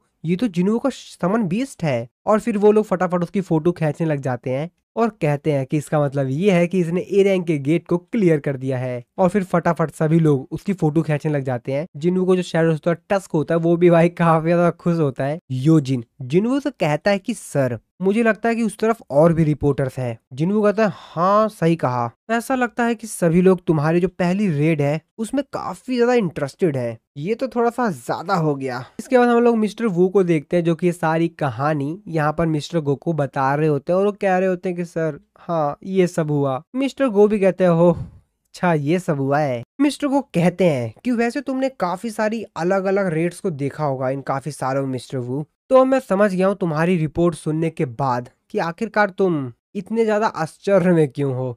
चलो कोई नहीं, तुम अब आराम करो। मिस्टर वू कहते हैं कि सर मैं गवाह हूँ, ये कोई रेड नहीं थी, ये कत्लेआम था। ये बात सुनने के बाद मिस्टर गो भी यहाँ पर थोड़ा सा हैरान होते हैं, उनके भी थोड़े से पसीने छूट रहे होते हैं। जिसके बाद मिस्टर गो मिस्टर वो से कहते हैं कि चलो ठीक है, मुझे लगता है कि मिस्टर वो अब आपको थोड़ा सा आराम करना चाहिए। फिर मिस्टर वो भी वहां से चले जाते हैं। मिस्टर गो जो कि अपने मन में सोच रहे होते हैं कि सांगजुन वू जिसने कि अपने दम पर ए रैंक के डंजन को क्लियर कर दिया, सभी मैजिक बीस्ट के वो कॉर्प्स भी ले आया, उसने माना क्रिस्टल की भी माइनिंग की, तो मुझे लगता है कि उसको वन मैन स्ट्राइक स्क्वाड कहना गलत है। मैंने उसको अंडर एस्टिमेट कर लिया था। वो तो असल में एक वन मैन गिल्ड है, वो खुद में एक गिल्ड है, तो मैं गलत नहीं था। कोरिया का हंटर नहीं नहीं नहीं नहीं, पूरी दुनिया के लोग उसे देखना चाहेंगे। इसके बाद दूसरी तरफ हम लोग जापान शिनजुको टोक्यो में बहुत बड़ा सा एक गेट देखते हैं, जिसको देख के सभी लोग काफी ज्यादा हैरान होते हैं। वो लोग कहते हैं कि ये क्या है अब। Oh my God. सभी लोग उस गेट को देख के काफी ज्यादा हैरान होते हैं, क्योंकि ये गेट काफी ज्यादा बड़ा था। और इसी सीन के साथ हमारा ये वाला जो एपिसोड है यहाँ पर खत्म हो जाता है। तो आशा है आप लोग को वीडियो अच्छी लगी होगी। वीडियो अच्छी लगी तो वीडियो को लाइक कर दीजिएगा। मिलता हूँ मैं आपको अपनी नेक्स्ट वीडियो में।